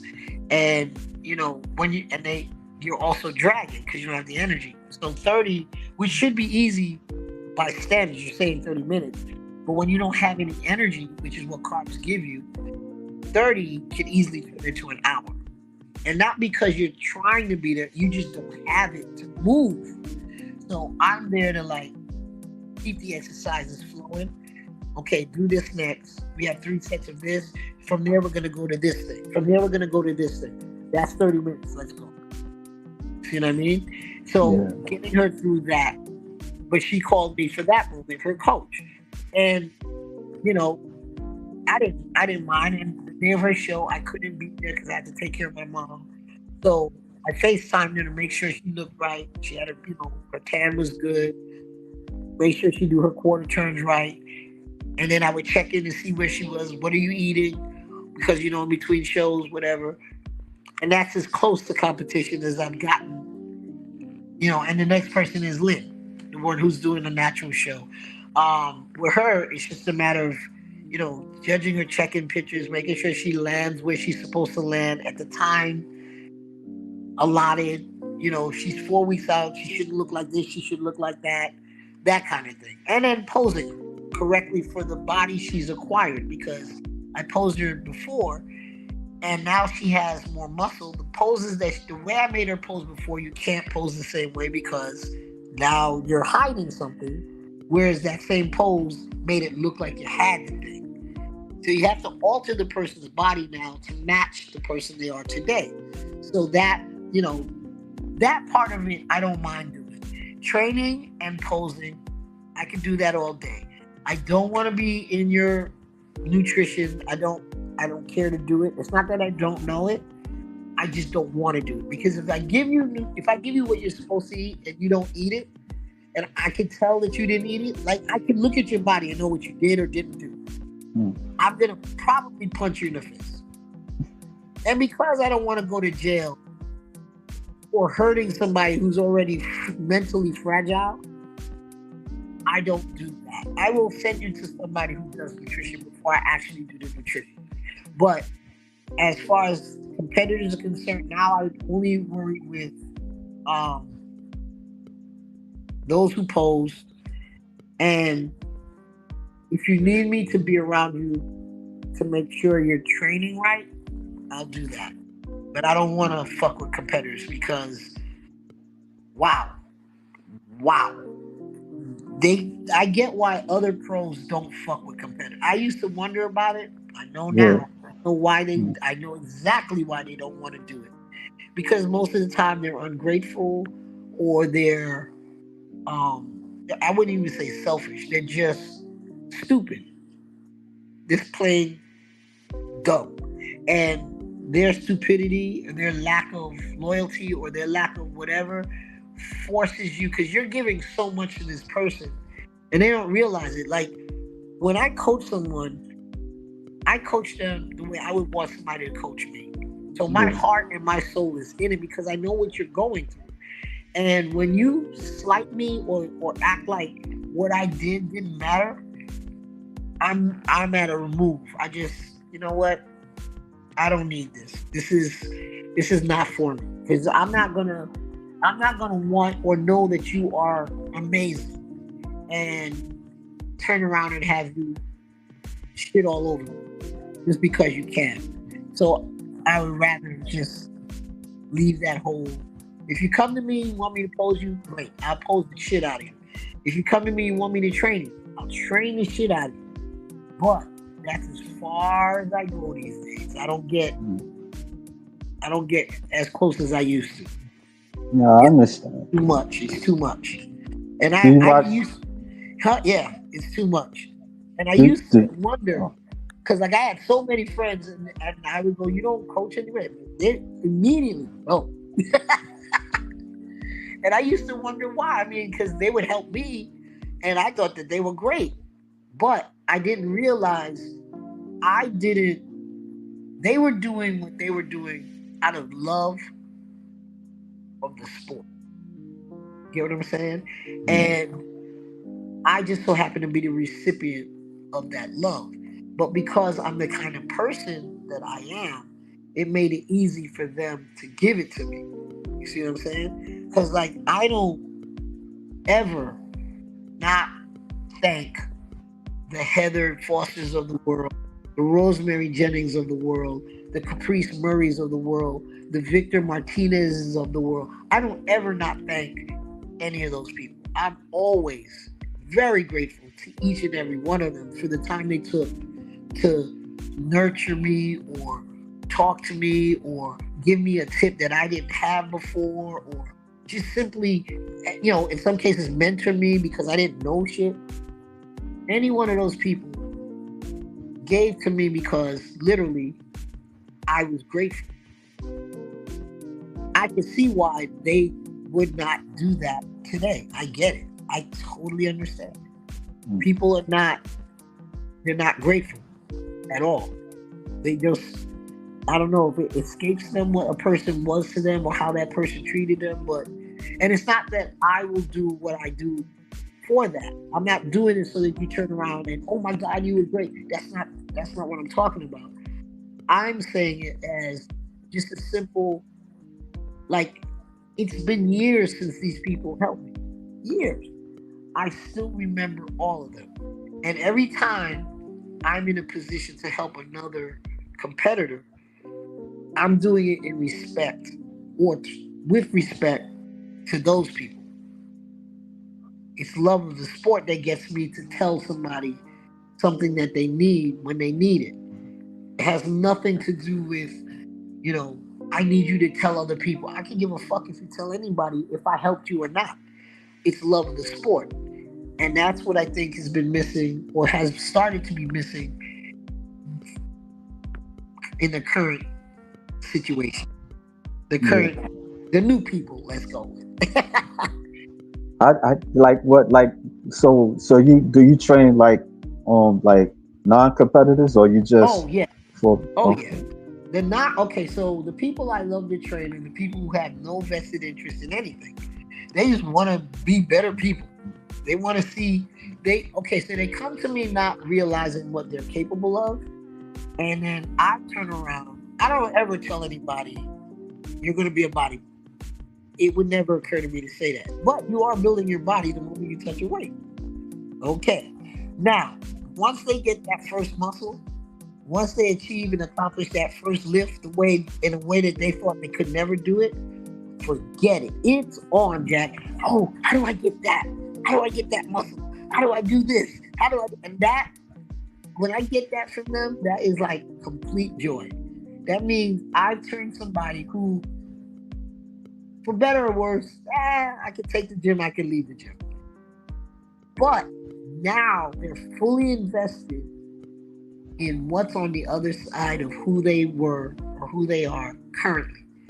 They want to see what they're capable of. And the joy is in seeing them realize they're better than what they were allowing themselves to be before. Period. Like just watching them see for the first time how great they really are is just, it's something special about that. It's magical, actually. You know what I mean? So like, and a lot of my clients who, you know, they move to other states or whatever, I still am in contact with them. And, you know, I get to better, I get to talk to them. So recently I spoke to one of my clients, and he, to this day, to me, is one of my biggest success stories. Not because he ever got on stage, but because he changed his entire life by simply changing himself. He got in shape. I remember he had a lot of shit going on, and excuse me, all he ever wanted to be was to be athletic because he never saw himself as athletic. And from the moment he changed his body or his perspective on what he was capable of doing, I saw a lot of other things changing. So he was a guy who, okay, so he's an actor who was getting like dad roles because of the way his body Okay. looked. And Okay. yeah, he had that dad bod. And then he started taking his shit seriously. Like he didn't want to be that guy anymore. Somebody on TV? He did, well, he did TV. He did a lot of little roles. There was a lot of little. Okay. And then he wound up being in Grand Theft Auto as one of the characters. Like he did, like he was Okay. like random everything. I needed commercials and things of that nature. But what was funny was he went from being like having a dad bod to suddenly he had like the Axe commercial guy who did the Axe commercials. So he got like stuff like that. He went from that guy to that guy. It was crazy. And then like he started telling me how girls were noticing him and this and that. He was just, it was endless. And then one day he goes, you know, I want a new girl. I want a girlfriend. Sure. Starts dating like a madman. Like he was dating like it was a career. Like he would go, literally, I got 5 dates tonight. How do you have 5 dates? I couldn't have 5 dates in a year. He's got 5 dates in one night. But I digress. Point is, he finds this one girl. He decides this is the girl that's gonna be my girlfriend. And then one day we're training, and he goes, "I'm gonna ask, you know, her to marry me." And I'm like, "Sure. Why shouldn't you? Why?" He's like, "I'm so nervous that she's gonna say no." How Like, long why you been dating her? At this point, might have been a year. It might have been Oh, right.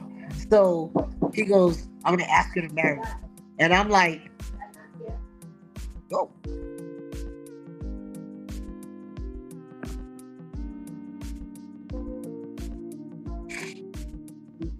yeah, I'm here. I'm here. Okay. Yeah, Yeah, I'm I just just see this distracted. weird. weird face. Yeah, I'm sorry. Somebody, yeah, Shit I'm happens. distracted. Shit happens. But he told me he was gonna ask her, and then he he's nervous. I'm like, she's gonna say yes. Relax. So he comes back that Monday, and I said, so how'd it go? He goes, you got to train me for my wedding suit. I was so proud of him. I was so proud of him. And then that's a whole nother story. I won't get into that. But then he always wanted a kid, and it, you know, he never asked her if she was. He's such a lunatic. Anyway, he ruined my body. He ruined the body we had created. Oh Uh, wow. there's reasons behind it, but he did. And then, but the thing behind the ruining was worthwhile. So he wanted a kid. He really wanted this child. And one day, also during COVID, I get a text at like 6 in the morning. I'm like, no, was it six? Was it six? It was six. Like 6 in the morning. Like, what the fuck is going on? I look. It's a sonogram of his unborn child. I thought that was like the coolest thing. In it, he's thanking me. He's like, I would not be able to have this moment if it hadn't been for all the help that you gave me. And I'm thinking, I certainly didn't have sex with your girlfriend, your wife. So I don't know how this is the thing, but okay. But I knew what he meant. And then a couple years after that, he sent me a picture of the child that came to be. This kid is him all the way through. Like all the way through. Nice. And that, to me, is what fitness should be about. The discovery of who you are and your greatness. And then what you choose to put out in the world because of your greatness. So he wound up, becoming part of a charity when he was in New York, Mother's Love, where they made meals every Wednesday at 4 o'clock in the morning. He'd get up and go to the Bronx, and they prepare meals for people who had AIDS and elderly and people who had some sort of health issue, one way or the other. And I'm looking at the arc of everything. With his new body, he didn't just become, because there's two types of people in fitness: the people who look good but are horrible human beings, and the people who look good and really are nice human beings. He became one of the nicest guys, but it was because his body. It's like he was a nice person. How money amplifies how a person is. It's the same thing with the human body. When a person has a really nice body, it amplifies whatever shitty or whatever great character they have. His became wow. He was on fire. Like, do you still train him? Huh? Do you still train him? Recently, when I spoke to him last about 2 weeks ago, because his birthday was 2 weeks ago, and I texted him to say happy birthday. He was like, I'm so out of shape. And I hadn't thought about it. But I will reach back out to him and be like, bro, do you have a gym that you could go to? I'll train you remotely.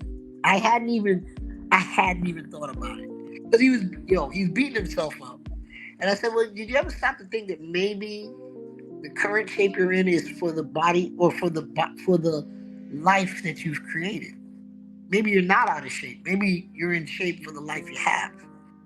That's my take on it. But it wasn't until literally this week, before you even said it, I thought about it. I was like, you know what? I could trade him remotely and get him back to something that looked familiar to where he was before he left New York. You know what I mean? So that's really one of my greatest stories. The other one was the girl she came to me a pre-diabetic. Okay. And she's only 24 years old. Her name was Janelle. Sweetheart. She's like a teddy bear. I mean, literally looked like a teddy bear.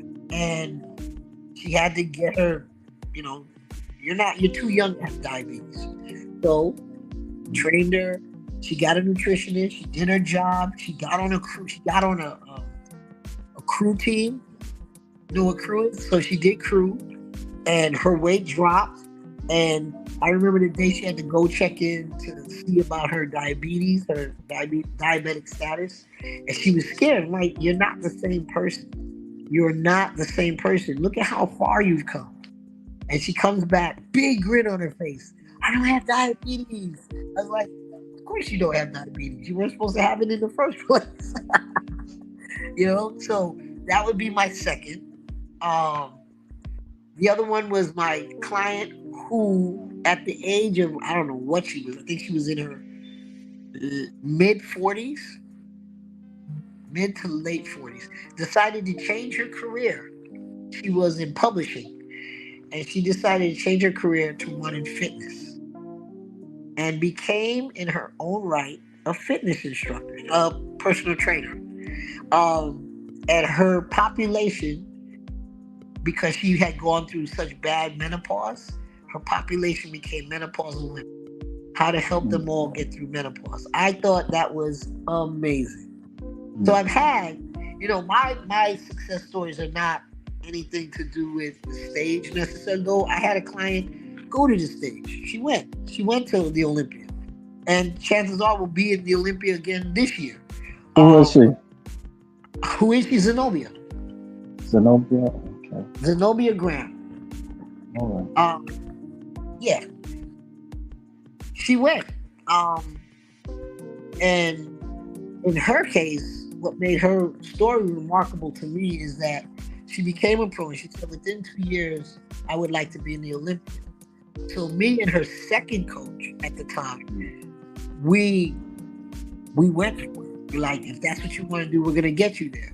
And sure enough, I was there when she won the show that got her qualified for the Olympia.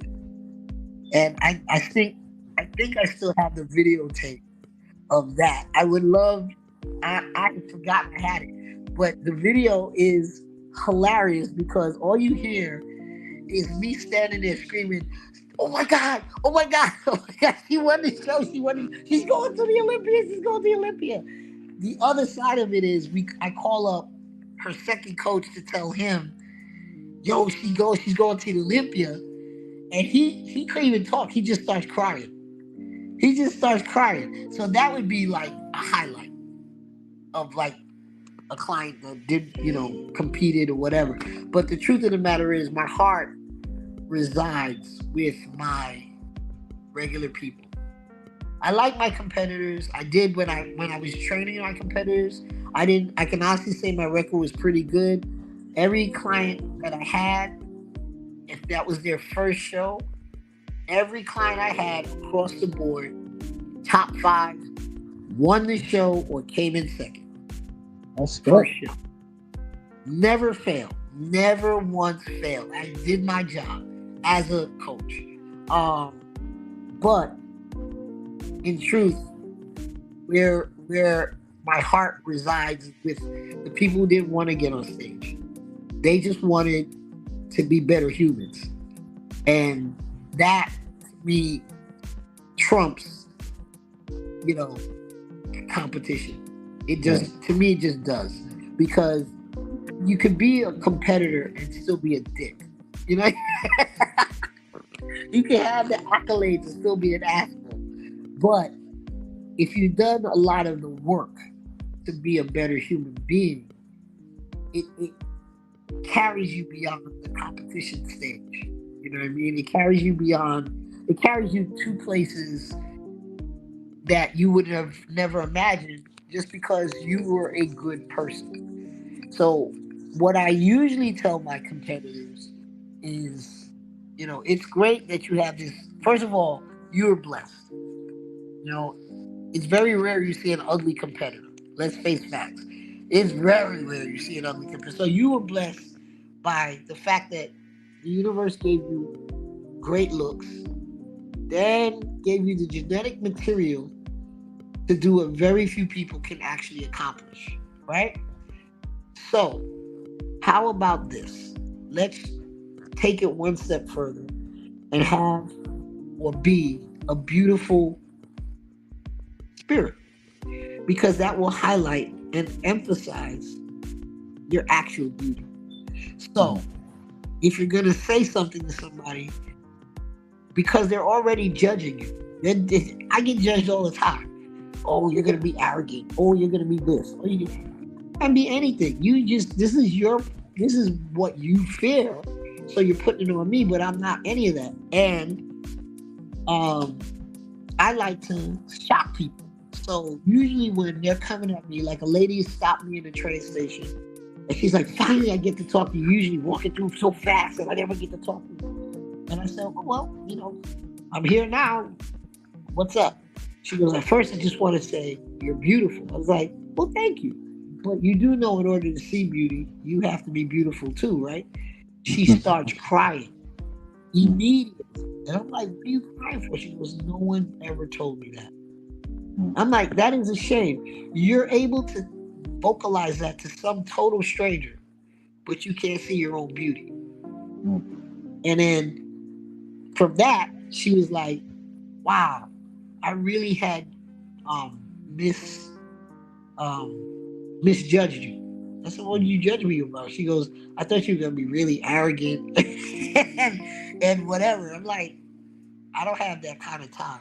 And I'm judged far too often for me to be anything other than what I am. Yeah. And, it was wild because what I always tell my competitors is you got to be conscious, be or have beautiful words to say. Don't just be looking good and what comes out of your mouth is trash. You know what I mean? I know a lot of competitors that look good, look really, really good, but I don't want to stand next to them because all they are is a facade. They don't have a character, or they don't have a character you want to be near. You know what I mean? They slit your throat as soon as look at you. And, think that that's common good behavior. I don't want to be around anybody like that. And they get away with it because they look pretty.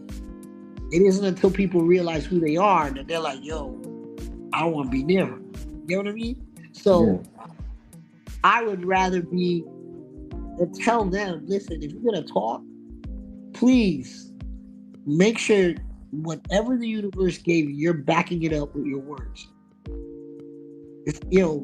Have something pleasant. Have something that matches what you look like when you talk to people. Don't just be, you look good, but you're a dick. There's nothing worse to me than a person that looks good and they are horrible human beings. Yeah, that happens. Oh, I don't think they have to be a bodybuilder to do that. That's the point. Yeah. There's a lot of pretty people that you're like, yikes. Yeah. We had this, and this has nothing to do with anything, but we were having this discussion the other day in the gym, because in the gym we talk about all kinds of nonsense, but we were talking about this. I had said, and I know it to be a fact, that usually it's the prettiest girls that smell the worst. Okay. So my boy was like, are you serious? I was like, trust. It's usually the real pretty ones that smell like fish or smell like musk, or there's something wrong with them. It's always them. And then my boy came out of nowhere. He didn't know what we were talking about. And he goes, yeah, so I was talking to this girl, and he starts telling us she was all of this. She's so pretty. And he thought, oh my God. And then she stood up. And he was like, what the hell died? And I said, see? I told you so. That's the kind of bullshit I'm talking about. You're pretty. Why do you smell like that? Because you're getting by on how pretty you are without taking your hygiene seriously? What is wrong with you? How do you feel? What do you think? I can smell you. You don't smell yourself? That's disgusting. But same thing with being pretty and being a dick. Don't do that. Don't do that. And it doesn't matter if you're a bodybuilder. I'm using bodybuilding as the thing because usually these people are blessed. Like a lot. Yeah. genetics, faces, just they've been given a lot of shit. Come on, get with the program. Enhance your spirit. Be a good person. Right. I mean, be a good person. That's Right. bare minimum. That's the bare minimum. But that ends my soapbox. Do you watch? Do you watch like Have you been watching like the like not the Olympic but the competitions? No, I haven't really No. been paying attention to them unless a friend is in it or somebody brings it to my attention. Like there was somebody who was truly unique in appearance. I don't know anything about anybody. The people I do follow or try to follow, Andrea, obviously, Yeah. because she's just cool. Margie, because she cracks me up. Who else? My friend Rocky. I think she just did. What the hell show did she do? It was some West Bumblefuck show, but she just did a show and she looked amazing, amazing. Zenobia, every great while I'll see what she's up to. Sydney, I'll watch Sydney's stuff. Anybody? Charles, my friend Charles. He was doing classic and now he does men's physique. And his last show he killed it. But which is so ridiculous because they hadn't seen him, they didn't give him a placing he deserved.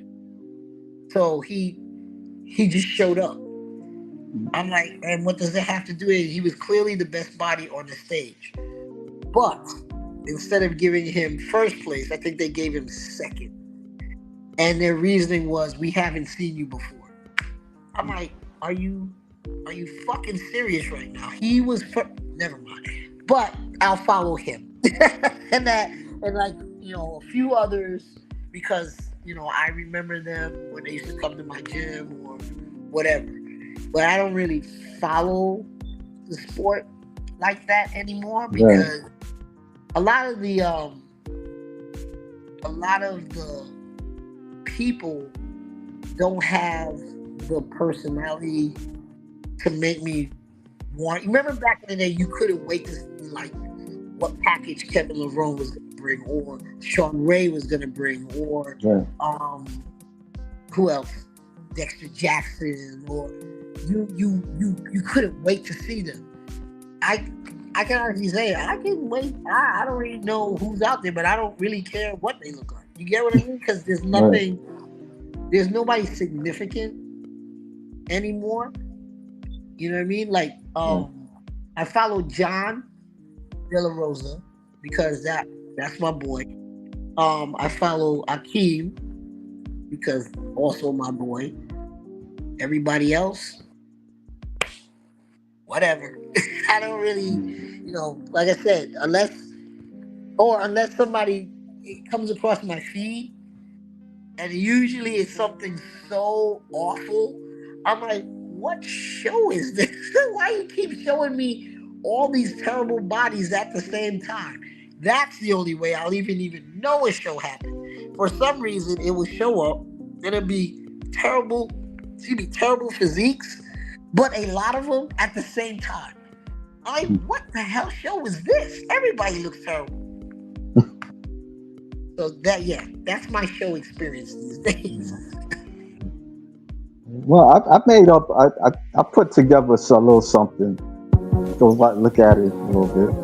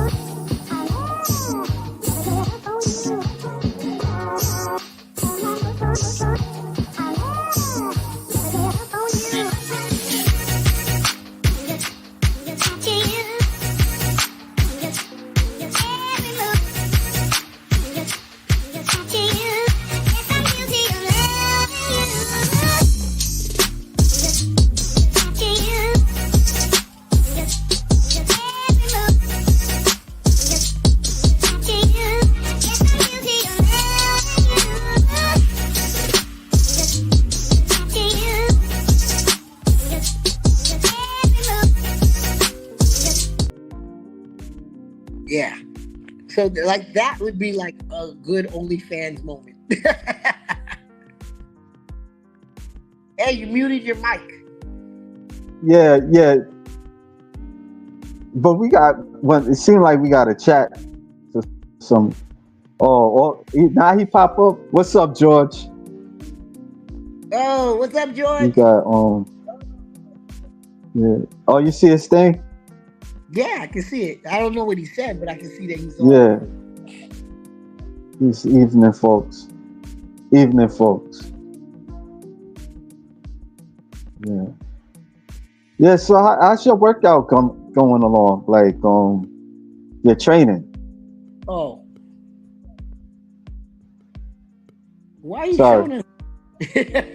No, no. It just pops up. Oh, It's popped up. well, my training is fun because I'm having more fun now that I don't compete because I'm allowing myself to understand the movements better. Whereas before, when I was competing, you don't have that kind of time. You just know you have to get it done, and the nuances of the exercise you don't really get a chance to explore, or Right. you know why it's there, but you don't get a chance to really take it in because you just got to get it done. And now I get to really understand the movements better and to enjoy them more, and because I have the requisite understanding, I can articulate the movements better, and inside of the routine I can position myself even better to get more out of the movement than I would before. I also don't train with the same person in the week, so like I have one guy I train with twice and another guy I train with once. Right. So Mike I train with twice. And Mike is very bread and butter, very, you know, meat and potatoes, very straightforward training. He demands, which I respect, your he demands perfect form. You know what I mean? He demands Right. perfect. So, and with him, you get to see how strong you can get and how conditioned you can be because he doesn't train like linearly. If he trains linear, it's because he's got time or he's killing time. But more often than not, it's supersets. So he'll ask me to do something like, okay, you're gonna do chin ups and one arm row. Now I'm gonna tell you right now, my one arm row when I was competing was never more than maybe 90 pounds Mm. at best. I one arm row. I think it was in that video. It was like 120. That's what. But you gotta understand, you're doing that and a chin up. So you're conditioning because he's pressing on your cardiovascular system, your circulatory system, like your central nervous system, I should say. So like your conditioning is ratcheted up, and Yeah. you're able, more or less, to still do things at a fairly intense, heavy weight without crashing and burning. Now, don't get me wrong, failure is imminent. Trust me, failure happens. I should know I fail every fucking workout, but I have gotten stronger, and I think I look better now than I did when I competed. Very Mm. interesting. Um, the other person is Scott. Now, Scott trains for performance. So your weight will never be with him. I don't think I've actually lifted above for shoulders, above maybe 10 or 15 pounds. And for Right. hamstrings, probably no more than maybe 40 or 50.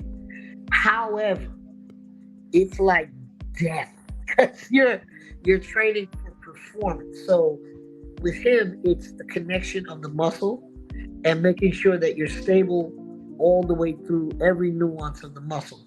And a lot of times we're not even really using weights, we're using bands to do a lot of the movements. So my mobility is much better than it was when I was competing. Cause like I'll see how they cross connect. So if I train with Scott and then do something with Mike, my my range of motion has been enhanced because of how I train with Scott. And it's pretty interesting to see how it works across the board. Are And how you like? I was gonna ask you, like, when you was competing, was you stiff?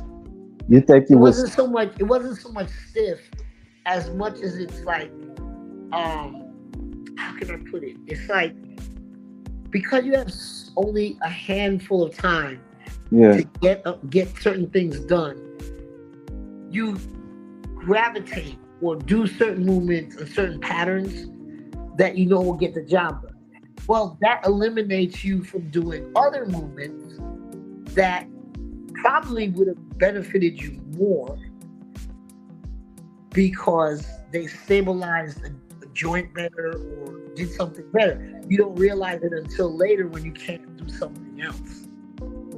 So while I like say that picture, the video where I'm doing a mat spread, okay, yeah. I I think I used to, can. yeah, I used to spend an inordinate amount of time on my rear delts. I mean, a shit ton of time on my rear delts and medial delt, middle delt. Okay, well, you keep doing that, eventually you're gonna short out your front delt. And while visually, I know I would catch my front delt when I did dips or when I did, shoulder press or whatever. It's not the same as spending time actually creating a strength pattern around your front delt. So now when I go to do something in the other, like later on, and I would go to do a fly, I can't like really articulate it good because the front delt is weak. Rear delt is strong, but the front is weak. And that's what I mean, like the inhibitions are there because you spent so much time working on one thing, you didn't really focus on everything else. Now going backwards, because Scott spends time on every individual area of your shoulder. When I go to do a fly with, say, Mike has these moments where he'll go, okay, I need you to hold the stretch. So you're in a fly position, and I don't know if you've ever really done it. I call it a breathing stretch, a breathing fly, because you have to take a deep breath to get the depth, right? You can't get that depth if your front delt is on. And when I first did it with him, it hurt so bad. Oh my God. But I started training with Scott, and I noticed that my ability to do that same movement is way better. My dips have improved tremendously. I can go through the bars now and hang out at the bottom and push myself back up. I couldn't do that before. And that is a fact. And there's a video of somebody made a video recently, and I have a chain around my neck doing a dip. If you look at me do the dip, you'll see me sink all the way through the bars and then come back up. And that's a 20-pound chain on my neck. And I'm telling you for a fact that wasn't happening when I was competing at all. It would have never happened. You ever tried to? Oh, go ahead. No, go ahead. Do you ever try doing like a muscle up? No, that's not for me. Because it's a different set of principles to do a muscle up. A muscle up is based on momentum, right? And you're using a slightly different set of muscles to do the same movement. And my body doesn't know how to use momentum to do certain things.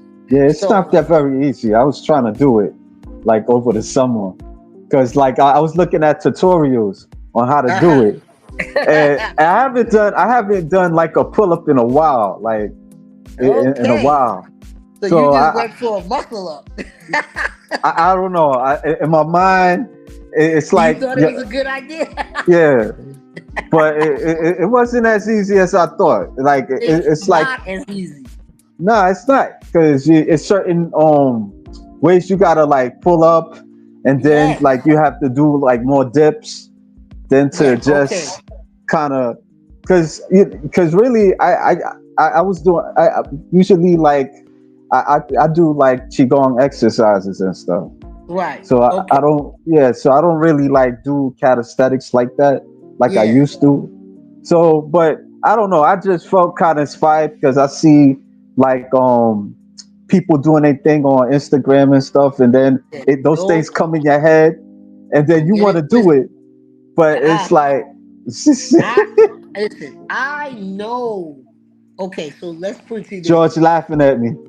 He should be because it was funny. It's like, um, okay, so the girl I told you about, Josie. So Yeah, Josie, she does weights. Was it? It's not. It's like CrossFit. She does yeah, CrossFit. Let's just say she does CrossFit. Well, in CrossFit, a lot of what they do is based on momentum. A lot of it. So part of her training regimen, which is why we had to reteach her how to do like lat pull downs, chin ups, because they use different muscles. That muscle up, she could do a million muscle ups because of cross training. But you ask her to do a chin up, it doesn't look right. And she wants to compete. It's a different group of muscles that you have to learn to mm, manipulate, articulate to do a chin up. So you take away her momentum and she's stuck at the bottom of the bar. She'll mm, get there, but for a minute you see her check out because she can't figure out how to get the right muscles to do a pull. She's used to swinging. You know what I mean? And yeah. that is a totally different set of principles. Now, would I do it? Never. It wouldn't even occur to me. I don't have the facility to use momentum. It's been beaten into my head not to use momentum and how to do a proper pull up. So I I would be lost. I would not even if you gave me the tutorial now, I would not know how to do it. Plus, there's this added thing. One day I was in the gym and this other trainer was in the gym. She's older. She's probably the age I am right now. And she was looking at a guy do a muscle up. And I remember thinking, you better not try to do this. And I walked away because I was getting something for my client. I walked away. And then I walked back because I had to get something else for my client. And I see her looking at the bar. I'm like, this is not going to go well. But I made it a point to grab the stuff I needed because I didn't want to be there should she fuck up. Okay. Remember I said that. So I go to the back and I do my thing with my client and I come back and she's on the ground looking up at the bar and she's got like an ice pack and I'm like, what the fuck happened? And I'm thinking, because you saw him do that, you thought you should have did that?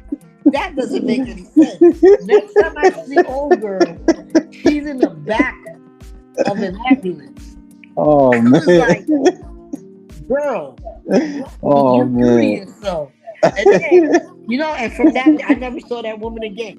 Oh Never saw her wow. again. Oh It was, wow. but that's what I'm telling you. If you are not predisposed to doing things like that, Yeah. you should be just deciding in the spur of the moment. He could do it, I could do it. And I knew that's what she was thinking because I'm watching her thinking, you should not, this is not going to go well. And I just grabbed what I needed because I didn't want to be there when it fell apart.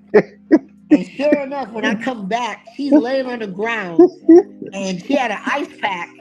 I was like, what the fuck did you do? After that, anybody tell me about a muscle up, I'm like, I ain't trying that shit. Fuck that. Ain't for me, bro. I leave that to those who should muscle up. It would never be me. Never. This I would shit. This never shit try that shit. is both natural talent and hard work. I would give you that. Yeah. Definitely. Yeah, I mean, like I got a couple of weights. Yeah, at home, like checked it out. Like this, I just work out on these and stuff. Like my Yeah. a trainer, trainer, this guy I met, and he was training me for a little bit, and I work I do like lunges and Okay, wait. What's his like name? Oh, what's his name? I forgot. Damn, I forgot his name Was it now. Rashid? No, I think damn, what's his name? His wife is a bodybuilder. Used to be competing. Her name is Michelle Fostita. The name sounds familiar, but I Yeah, she can't. used to. Yeah, damn, She's why? white. Yeah, she's a white lady. She's Wait a minute. Italian. Is John. her John. Yeah, that's his name. black His guy? name is. Yeah, his name is John. I know both of them. Yeah, Yeah, yeah. yeah. So I know I met. Michelle. I definitely know Michelle.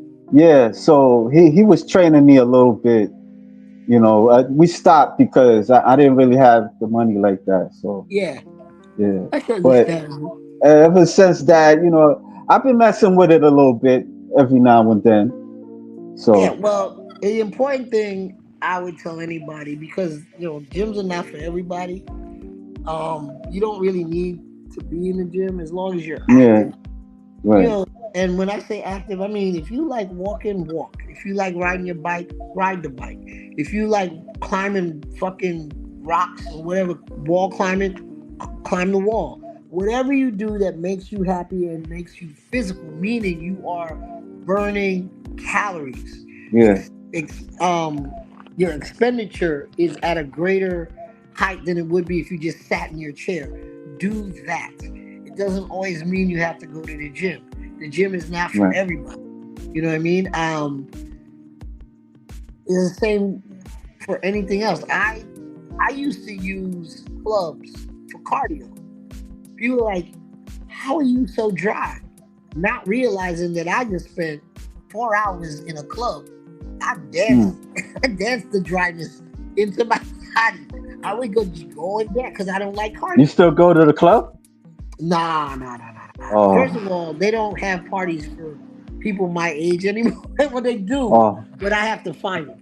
And usually, those parties, it's like the parties I used to go to. They would end at like 11 o'clock at night, so you yeah, would have time to go home, get a good, shower, get a good night's sleep, and go to your job the next day. They start at 3 in the afternoon and then at 11. And those yeah, those were the ones that I was going to actually do my cardio. I would go in there at 3 o'clock in the afternoon, act like a maniac for 8 hours, and then go home, and I'd be like 5 pounds, 6 pounds lighter. And everybody's like, "Wow, how'd you get so conditioned?" I went to a club that I wouldn't tell anybody, but that's what I was doing, and that would be my cardio because dancing is cardio. okay, So okay, that's what I mean. It's like, don't get so handcuffed to believing, certain things. It has to be a certain way. yeah, Cardio is whatever you want it to be. I like to dance, so dancing would be my cardio. Even today, if I had to do cardio in my house, I have my little stepper. House music is playing. That's what I do my cardio to. It's 30 minutes. I'm in and I'm out and I'm done. But it's my cardio. I'm not telling you have to do 30 minutes of dance music. You could go outside and walk and get probably just as much use. I mean, I know people use their watches, they get their steps in. They know that X amount of steps equals so much calories, so many calories. Okay, so then that's what you do. You don't have to be, this, it has to be this, it has to be whatever makes you want to be able to continue to do it. That's what it is. So, like, if it matches your lifestyle, then chances are something that you'll be able to keep doing. You don't ask somebody to do something that's contrary to what's in their lifestyle because you're asking them to fail, technically. You know what I mm, mean? You want to ask them to do something that's continuous so it becomes a part of their lifestyle. It's the same thing as like you're telling somebody, okay, you're going to change their diet and then expect them to suddenly be this automaton that can eat grilled chicken and broccoli and a cup of white rice and this and this and this, not taking into account this person for the better part of 45 years was eating curry goat and you know their countries, their cultures cooking. you're asking them to fail. Why not, when you want them to change, put the food in different places first? So, like, I would never tell somebody you can't eat this. What I do is I listen to what they eat now and then put that food in its appropriate place. So, like, if you like eating curry goat or curry chicken or roti or whatever, how about you eat that at 12 o'clock, not at 7 o'clock at night? Let's try that. This way you get to burn it off. And then I would suggest, how about, do you like salad? Yeah. Okay. Eat this. Eat a salad at 8 o'clock at night. Have a little bit of chicken with it. And let's see how that works for you. Usually that person is more willing to try that because you're still giving them what they know, as opposed to cutting them off. You can never eat that again. You're asking them to eat exactly what you said not to eat. You might as well just tell them, just go ahead and do whatever you want. Because you just told them that their whole life was a lie or it was fucked up. And that's not the truth. That food got them to where they are currently. And maybe they just ate too much of it, which is why they're overweight. But it's not bad food. It's just how they utilized it that made it bad. So first I try to manipulate it for them so that they can eat it, still eat what they want to eat, but put it in a place that's useful to them. And then as they see a change, it makes it easier for me to suggest or insinuate, how about you try grilled chicken instead of this? See what I mean? They're more willing to try because it sort of sounds like it was their idea in the first place. See what I mean? I don't just cut them off. I allow it to happen naturally. And then it becomes their natural way of being over time. And then the same person will go, I can't believe I used to eat such and such and such. I think it's still good. You just can't eat it all the time. Save it for a Saturday. So like once I get them to the point where they're eating really well, I'll go, okay, you know what? You can have this meal on Saturday. Really? Yeah, you can have that meal. 9 times out of 10, they don't even want to eat the meal. They don't, because they like how this new way of eating makes them look and makes them feel. Yeah, it's hard to. Oh, no, go ahead. It's hard to change traditional eating habits. It took me some time to change mine. Of course, of course. That's why you don't just cold turkey anyone. You always, I make lateral moves or just alter the way, the placement of the food. I never think to just decide you can't eat. I don't want you to fail. I don't want you to fail. What I you don't got? know. Nah. It's like it's not laughing at you like that, but I remember I used to try to be a vegetarian, Oh and boy. I didn't really, I didn't really have, What were you thinking, bro? I didn't Man. have anything. Nah, I'm gonna tell you the madness, the sickness to my madness. Okay, go Like I ahead. was in my 20s, Oh yeah. Okay. and like my cholesterol was very high. Ah. So I went to go see a doctor because the doctor was telling me that.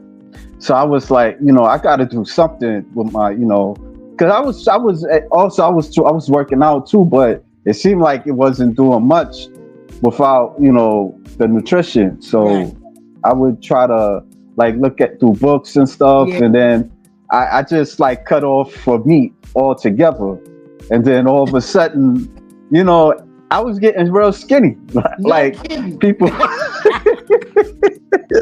people was telling me, Tell you you look like you smoking some crack. yeah, everybody was getting on me and all that stuff. So yeah, so I slowly got back at it, but the thing was I was getting used to it too, like not trying to, but I would get a little tempted with like sweets and all that stuff a little bit, Yeah. but So that's but part of, okay. So what you gotta understand with a situation like that, Usually when you start craving sweets, it's because you didn't have enough protein in your diet to begin with, Mister. Yeah, I'm just gonna eat. I'm gonna be a vegetarian. I don't yeah, know what you were thinking about. Also, not all diet types or styles of diets go to each human being. So, right, like, I am pretty sure that if we chose to use like what they call it, the blood type diet, yeah, your blood type would probably say that you should have never tried to be a vegetarian at all. right. Period. You would probably work better with red meat than you think. It was just you were probably eating too much red meat, or you weren't doing the requisite cardio required to keep yourself in some sort of balance, Right. which is why your cholesterol was high. Now, that being said, um, you know, there's something to be said about vegetarianism, being a vegan, and all that stuff. It wreaks. If you were never that thing, it wreaks havoc. I think ultimately with not just your ability, your it wreaks havoc. Okay, it wreaks havoc with your metabolism. I believe it messes with your bone density. I think it does a lot. It undoes a lot of things that was probably nothing wrong with it. The way you were eating, you were just not measuring the correct amounts. And so to go to such an extreme place, you wind up damaging your calcium levels, you wind up damaging, you This know, is like almost like I would say 20 years ago. yeah, but Yeah, I'm talking excuse me, but I'm talking about even to right now. People doing oh, that shit right now, right. jumping into it, not doing the full research. Yeah, yeah, yeah. You can mess your whole body up by simply changing without really reading up on how to do it correctly. You know what I mean? I don't think anything. I don't really believe in the whole vegan thing. However, I do know people who were born vegans Yeah, and they live a perfectly good life, but their chemistry was set up for being a vegan. I'm pretty sure if you gave that same person a piece of red meat, you'd shut their whole body down. Their body wouldn't know what to do with it, and they probably get violently ill behind it. right. Understand though, the reverse could happen to somebody who's been eating red meat their whole life, and you just decide, I'm gonna never eat red meat. Like you understand, you got real skinny real fast. Your body, Yeah. on some level, needed the red meat. It provides you with something, and for you to just decide suddenly to like, no, I'm gonna eat vegetables. Your body was like, man, if you don't cut this shit out, I'm surprised. I am surprised that you still managed like to have like a test level because I know that has something to do with it as well. Yeah, I Like had a to test. take a checkup. I took a checkup and the doctor was telling me that my cholesterol was high. I had to be like 25 at the time. Yeah, but Yeah. what was your physical activity at the time? No, Was it I high? was jogging. I was jogging I remember I was jogging. I was doing I like would love push-ups to and stuff. know what how much meat were you eating in a day for your Yeah, cholesterol to be that? my mother would like cook like meat, chicken, like sometimes a lot of times. Yeah, She would cook but for chicken your and then cholesterol I is was not eating just junk meat. food. Like I was eating hamburgers. I was eating pizza. Well, I you're was 20. Usually uh, that's what we do when we're 20. We eat pure junk. We barely yeah, eat food. yeah, It's yeah, rare when one of us at 20 eats an entire healthy yeah, meal. yeah. So I I'm didn't surprised more I didn't 20-year-olds know. don't have high cholesterol. Yeah, I didn't know about healthy eating too much. You I'm know. clear that most 20-year-olds don't know about it unless their parents Yeah, were athletes. And usually when your parent is an athlete of any sort, there's a whole lot of shit you'll never be a part of. You don't even know what right. it's like to do it because your parents are teaching you from very young how to eat.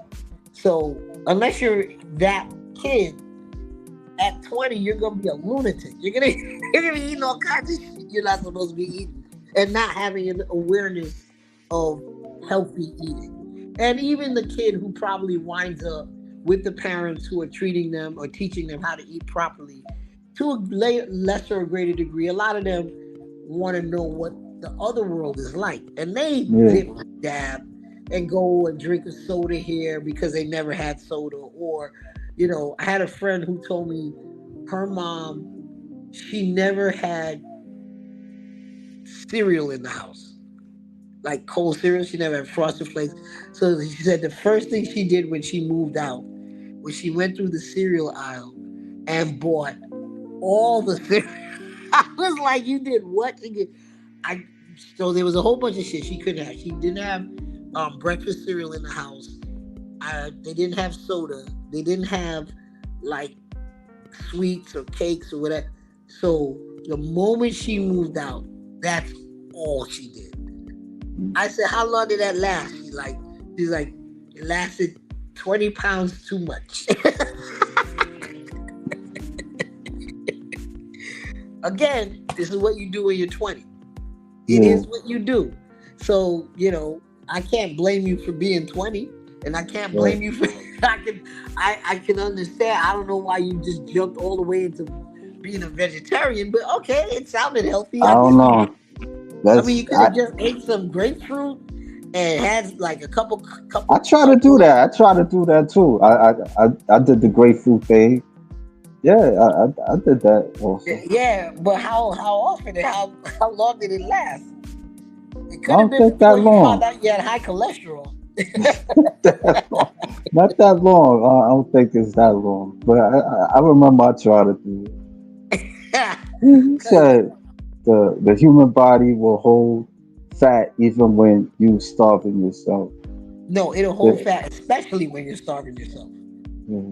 Not even He's- when, especially because you're starving. So it knows the only place it's going to derive energy is from body fat, which says is I'm how a you got obese people who will tell you, I don't eat that much, but I'm obese. You don't eat that much, and you're teaching yourself that you're starving. So your body will then hold on to the body fat. It doesn't trust you anymore, and it's in survival mode. So instead of releasing the food that you've given it, what it does is it holds on because it's like, I don't trust you to feed me again. And instead of burning it off, it holds it and then it stores it as body fat. That's the logic of it. That's well why you when somebody, huh? now I said you know more nutrition than me, so Well, what it is I know how to explain it to the layman because I just deal with regular people. So, yeah, they can hear it on the news, but the news can make it complicated. And yeah, I just break it down so that they understand it in regular terms that they can get. So if you don't, it's like gas to a car. I tell that to people all the time. If you don't put gas in your car, will your car run?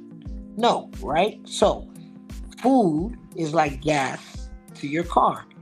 You, your body being the car. So if you don't put gas in it, the car won't run. So if you don't eat a meal, or you don't eat a couple of meals, you ever notice that your brain function is a little funky? mm, Or you have irritability, or it's like any one of those. Well, that's you not giving yourself enough gas in your car. Simple. Take it further. You don't put gas in the car. You don't put gas in the car. You don't put gas in the car. Like what people do all day, all the time. They don't put gas in the car and then they go home and put too much gas in the car. mm, And then they go to sleep. And then they keep doing it. And then a person who is at their ideal weight, by the time 2 weeks pass, they don't realize it, but now they're 5 pounds heavier. And then they're 10 pounds heavier. And then they're 15 pounds heavier. Well, they're repeating the same habit over months now. And now they're 50 pounds heavier than they started. Remember, they don't eat all day long. And then by the time they get home, they fill up the gas up too much. And then they don't burn the gas off. So now mm. they're fat. You know what I mean? Yeah, I understand. Yeah. So Mm, that is, but that is what, this is why I I like regular people, because a lot of times there are misconceptions based on what they see on the Yeah. news or whatever. And I have to deconstruct what they've been told by the news. And they're like, really? That's what that means? Yes. But they're making it so complicated, and it's really not that complicated. It's just that they like, they got to keep their job. So they keep you guys on pins and needles by constantly keeping the facts convoluted.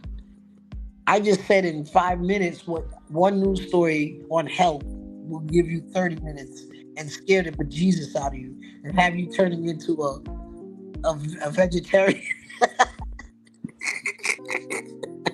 I'm glad. I'm glad I did that before the COVID era. That's all I got to say. Yeah, boy, because you'd have been fucked. Really Yeah. fucked then. Yeah. COVID was something else. COVID like messed up so many Yeah. things. I mean, Yeah. it brought about a lot of great things. I will say this: the entrepreneurial spirit has never been in so much evidence Yeah. I as when noticed. COVID hit. Yeah. I noticed. It was a beautiful thing to watch. Now, the other side of it, and It also, was ugly. It's yeah, drill, very ugly. yeah, Very yeah. ugly. And then the other side of it is the delivery service. Uh, Yeah. the explosion of delivery was amazing. You Yeah. know, I didn't Yeah. really fuck with Amazon too much until COVID. Mm. When COVID hit, I relied on Amazon like there was no tomorrow, which is Oh. why Amazon became the monster it became. Because like 1 minute, Amazon was like a couple of little things here and there. And then it became you could buy a whole washing machine off of Mm. Amazon. That's crazy to me. They was just like little knickknacks, little toothbrush here, toothpaste maybe, whatever. Or really hard to find items. Now you could buy a whole TV. I'm like, Jesus Christ, this is amazing. Yeah. But that's that's COVID in a nutshell. COVID brought about me being on OnlyFans, the entrepreneurial spirit live and well, and the explosion of Amazon. Yeah.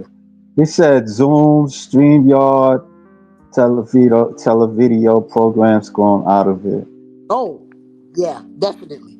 Yeah. Definitely. Zoom, because most people got together, which was comical, because Zoom then became a situation where people were just so comfortable being at home, they forgot they were on camera.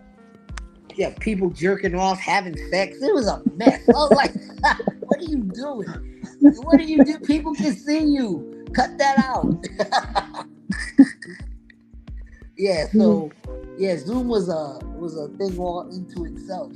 Because you have like mad Zoom meetings and Yeah. people I did talking. that. I did the Zoom thing like I was taking my high school equivalency. Oh And yeah? so yeah. And so I had to like attend class Uh-huh. to like get my diploma. And then Yeah. by the end of the year, I got my diploma. Well, That's what that's good. yeah, I had to do like homework assignments and all that stuff. Cause I like before the pandemic, I passed like I had to pass five and I passed three. Uh-huh. So you had two And left. I had math and I had science. And they was kicking my ass, both of them. Like every Yeah. time. Yeah, I can it see it was because I tough. wasn't good at either one of those either. So we in the same Yeah. boat. Yeah, it was really tough. They call it TAS in New York City. They used to call it that, but now they changed it because Uh-huh. people had a hard time of passing that. Like it was really tough. So I don't Yeah. know. They said that pandemic had hit. I guess they was being lenient with people. Like yo, yeah, to take the to pass. And so I said, all right. And then Let me that just get on and get this shit going. yeah, yeah, and then I was able to get my diploma, but Nice. it Nice. was tough. Wait, but they had okay. So when you had the Zoom classes, Yeah, right? There was nobody having sex. Nah. It was like I had like a teacher. Like I had she covered like math, reading, Oh, okay. social studies, history. Yeah, same. No, not social studies, but history mostly. Right. And Okay. then and then I had a nutrition class too. It was like an 8 week course, you Okay. know. So yeah, Nice. yeah, Okay. Yeah, because all the times I saw Zoom meetings, it was always some wild shit. Somebody forgot that they were home, or rather, they forgot that they were in a Zoom meeting and the camera yeah. was on. They caught some guy jerking off.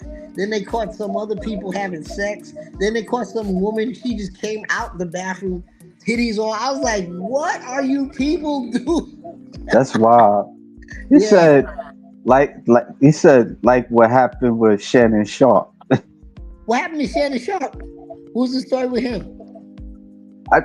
Only thing I heard about him that people accused him of being gay or something like that, and then he got something happened, but I don't know. It's you write it in the chat because I forgot, but he got into something. You know, it's like a lot of people is getting into things. P Yeah, Diddy well, because the and Zoom. They forgot the camera was. it's a It's lot. like, to this day, to this moment, at this very moment, my boyfriend will have his camera. He has tape over his camera.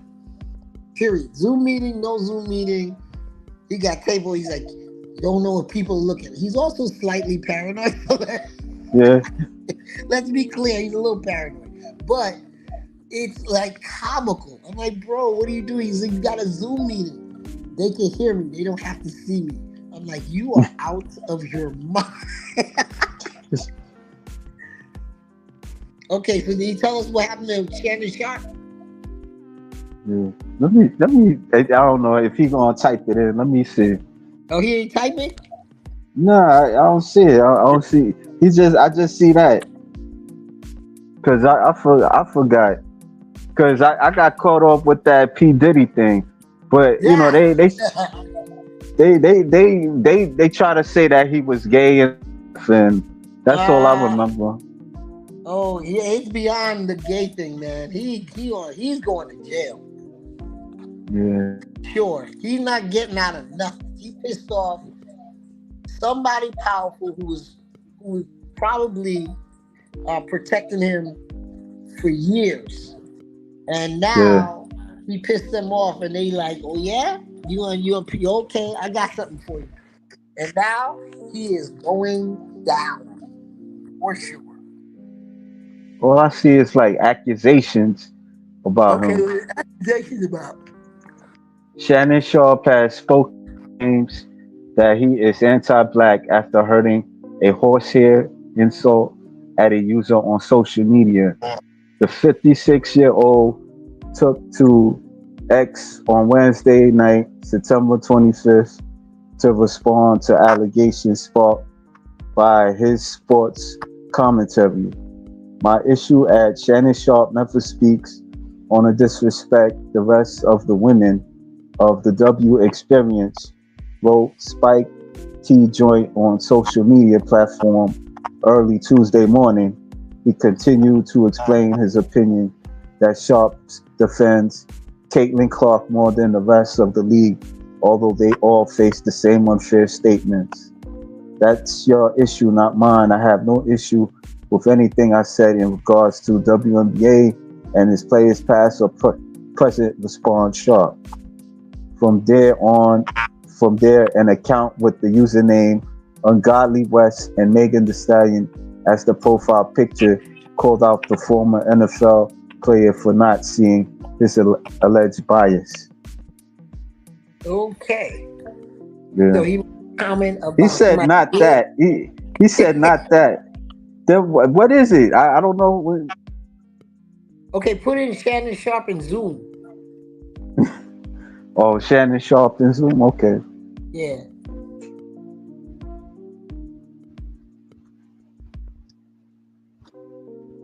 Let's see what comes up.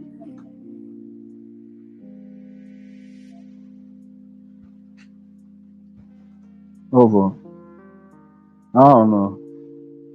Okay, videos of Shannon Sharp Zoom. I don't know. No, I don't see it. I don't know. Wait, nah. Wait, hold on. He says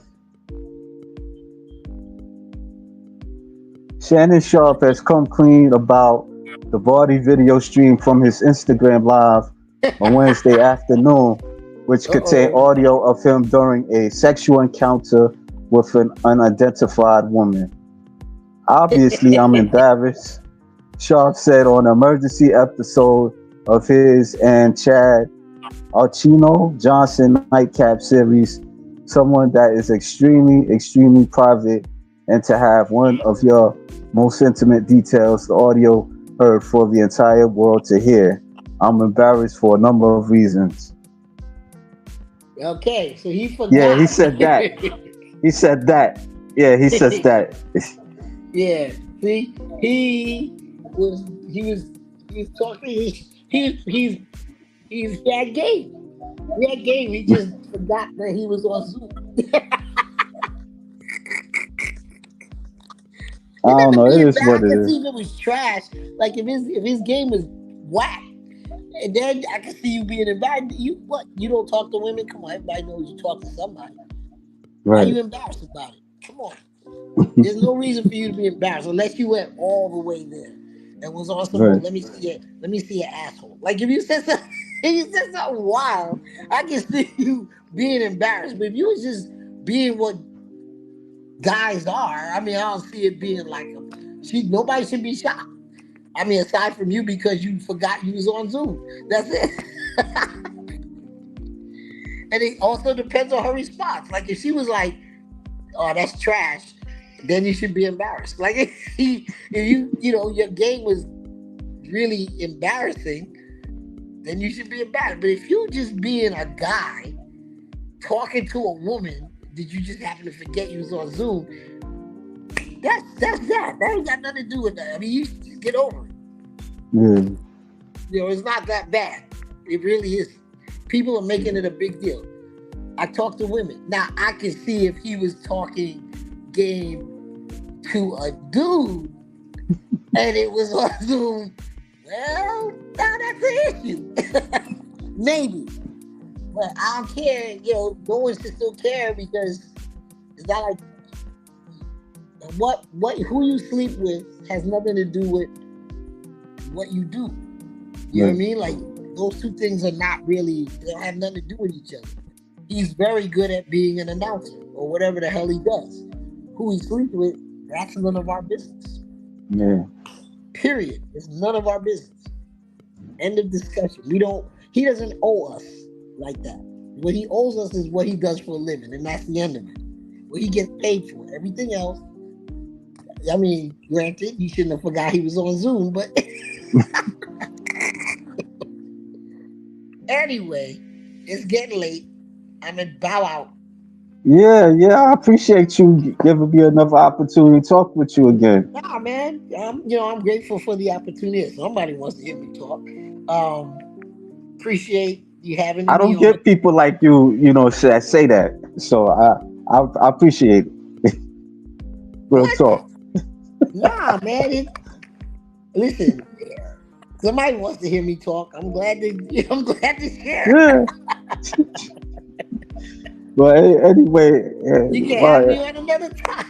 yeah, yeah, I'm all for the shits and giggles. No big deal. yeah. I appreciate you. That's Look, basically what I'm saying. well, no worries, man. Thank you. I appreciate that you actually wanted me on and wanted me to talk and gave me a platform to, big up my OnlyFans and tell people about my heat. I still can't get over that. It's a heat. What did I say was that makes the images appear with heat. That's Yeah, yeah. that's the You was name of the telling me piece. that was Yeah, wild. watch on my Show me. Instagram. I'm gonna bring it up. Yeah, I seen that. Matter of fact, I seen that it just I seen that one. I've Yeah. never seen it. When he showed it to me, I was like, "Get the fuck out of here!" He goes, You "Yeah." want to? Yeah. Oh wait, hold on. Let me see.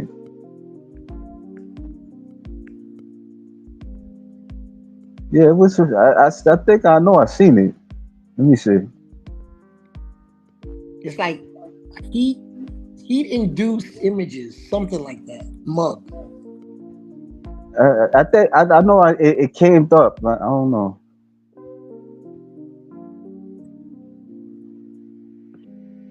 Yeah, I'm not sure now, so I don't want to take you hostage. But yeah, but it was Well, point there. is, eventually, once they actually decide on what image they're going to use, because they have a sample, Yeah. and it's pretty dope. The sample they use is actually pretty dope, but they want to have um, at least, I think it's like two or three, or is it? Okay, four. So Mm, two images lingerie, two images nude, and you okay. pick whichever. I don't even know what the price for the mug is gonna be. They just sprang it on me the other day, and I was like, "You could do that." He's like, "Yeah, of course we could do that." So I don't know what the price point is, but there's the calendar is what I'm working on right now, and it's gonna drop probably as soon as we figure out, as soon as I get the images picked out. So we have at least, well, probably about three images, but we need the next nine. So it's gonna be a mix again, some nude, some clothes, All and right. yeah. So you'll have the 12 months of Roxanne. All right. So I'm gonna check it out. I'm gonna check it Yeah, out. when I finally get it when we get it finalized, you'll see it on my Instagram for sure. All right. I'll stay tuned to it. Oh, What? for sure, and the mug, because I'm curious about the I'm curious about the mug, so you'll see that too. So All keep right. stay tuned, folks. Stay tuned. I'm gonna have it all. You'll be able to buy it on my OnlyFans in about probably by it'll start production probably by the end of probably or the middle of October All for sure. right. Because All they right. want to have you won't be able to buy the calendar for next year, so that'll definitely drop shortly. All right. So Okay, stay tuned. so Yeah. stay tuned. You'll see All it on right. my Instagram first. All All right. right. Well, In the good night. meantime, I'll see you later. All right. All That's right, a wrap, man. folks.